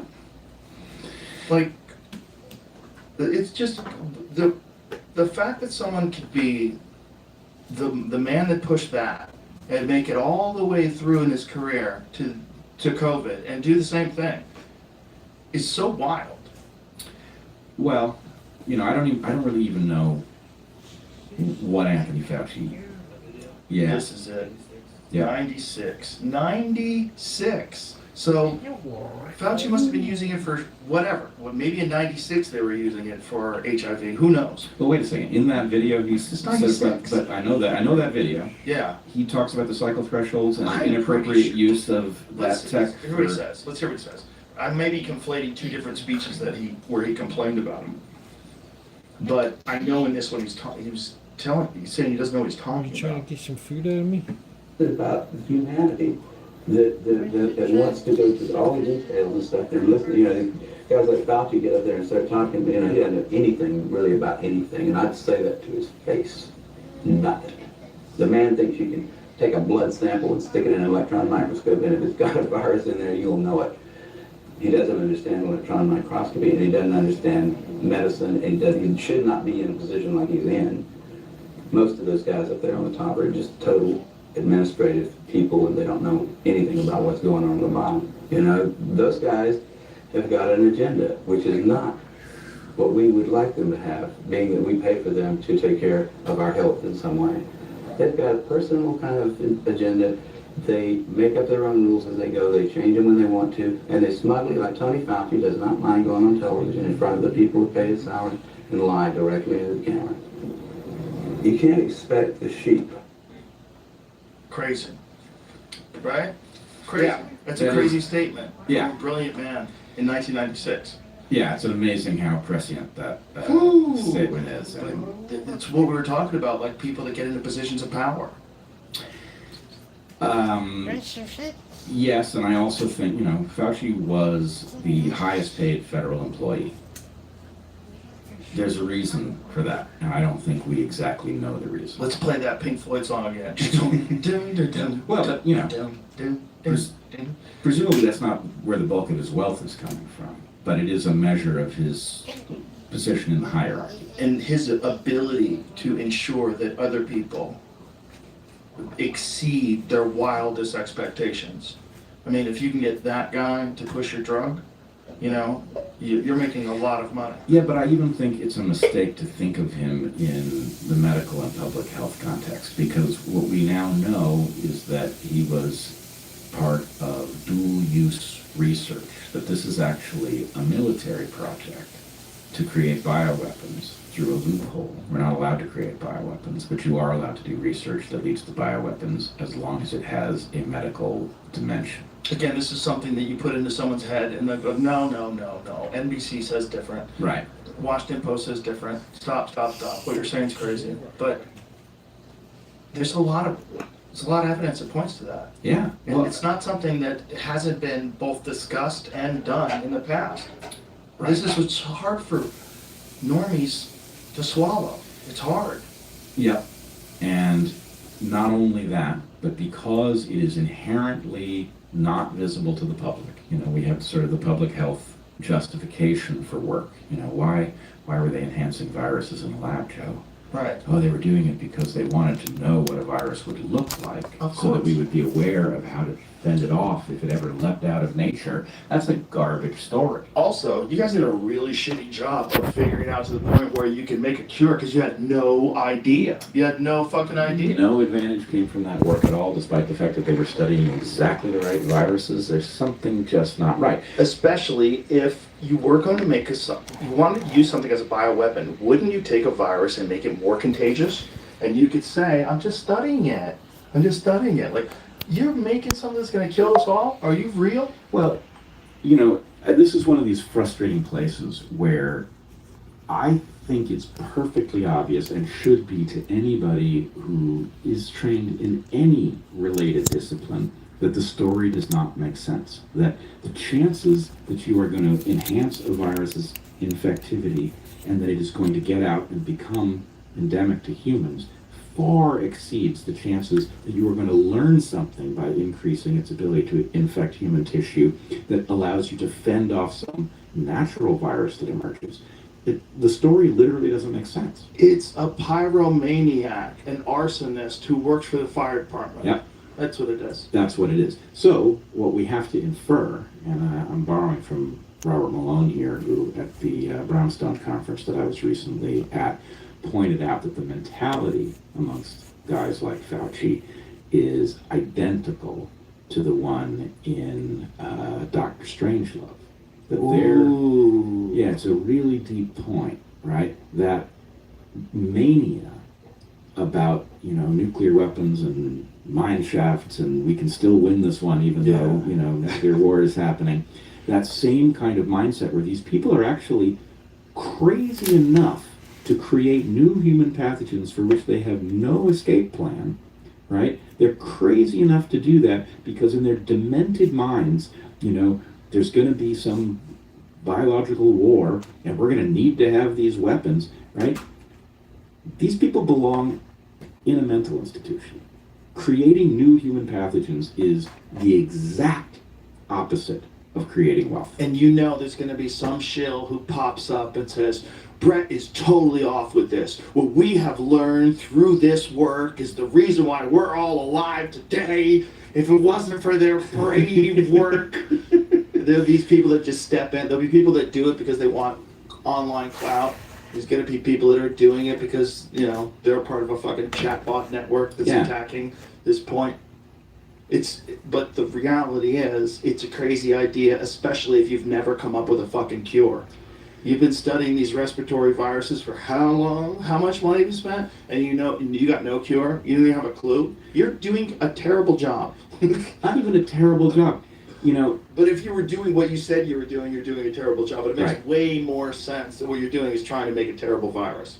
So you can have it. It's almost like, I don't know, the analogy is a loose one, but Munchausen by proxy, injuring people to save them, right? The idea that the pandemic came from the same guy who then stepped in to play the hero is a little alarming. It is a little alarming, especially because that wasn't initially known. Right. Yeah. No, here's a hero. You've got, Trump saying all kinds of crazy stuff, and at least we have a sober scientist there to keep him in line. And he was a soldier of the left. Like, they were like, yes, he's our guy. We trust in Fauci and we trust in science. It was crazy to watch. Like, hey guys, these are the same people we were all complaining about 6 months ago. The fuck are you talking about? You all had no faith in the pharmaceutical drug companies a year ago. And now all of a sudden you're trusting them? Yeah, it's absolutely wild. Wild. And it's wild how gullible a large swath of our society is. And that's why I think like a better education for young people to at least give them a framework to understand what's happening to you and how you're getting bamboozled and why it's been going on as long as it's been going on. How do you get your mind out of that? See, I mean, look, I can see, I'm really enthusiastic if we get through the immediate bottleneck that we face, that there is a way to build school that functions by not, using this archaic mechanism where you're sitting people facing the the chalkboard, watching somebody scratch stuff on there. School should be built out of exercises and experiences. Teach these things through living them, right? That reinforce those patterns, not as abstractions on the board, but as experiences. You can teach all sorts of things this way, and then the person has it built in some deep way rather than, in some quadrant of their abstract thought library. I totally agree if we're going to remain human, which I don't think we're going to. So if we're not going to remain human, and I'm not just saying, you and I are going to remain human, but I mean as a species. Yeah. If we're not going to remain human, it will be quaint to look back on the days, just like we look back on people that take a fucking horse across the country. That's how we're going to look at, you had to acquire data from like a constant study and repetition. That's how you got your skills. When it's going to be like Neo in the Matrix, they put that chip in his head and he goes, I know jujitsu. Remember that? Right, yeah, I do. that's what it's going to be like. It's going to be like that. Like the idea of acquiring knowledge and skills by hard work and labor is going to be like before people figured out doors. It's like, this is a dumb way to do things. Like, we have a way more effective way. Like, why do you want to go through all the hardship to get information and to be intelligent and aware when you can just be intelligent and aware? Like, why do we think that it's so? Because that was the only method to be intelligent and aware in the past. Yeah, but Joe, You're going to sign up and you're going to take the chip.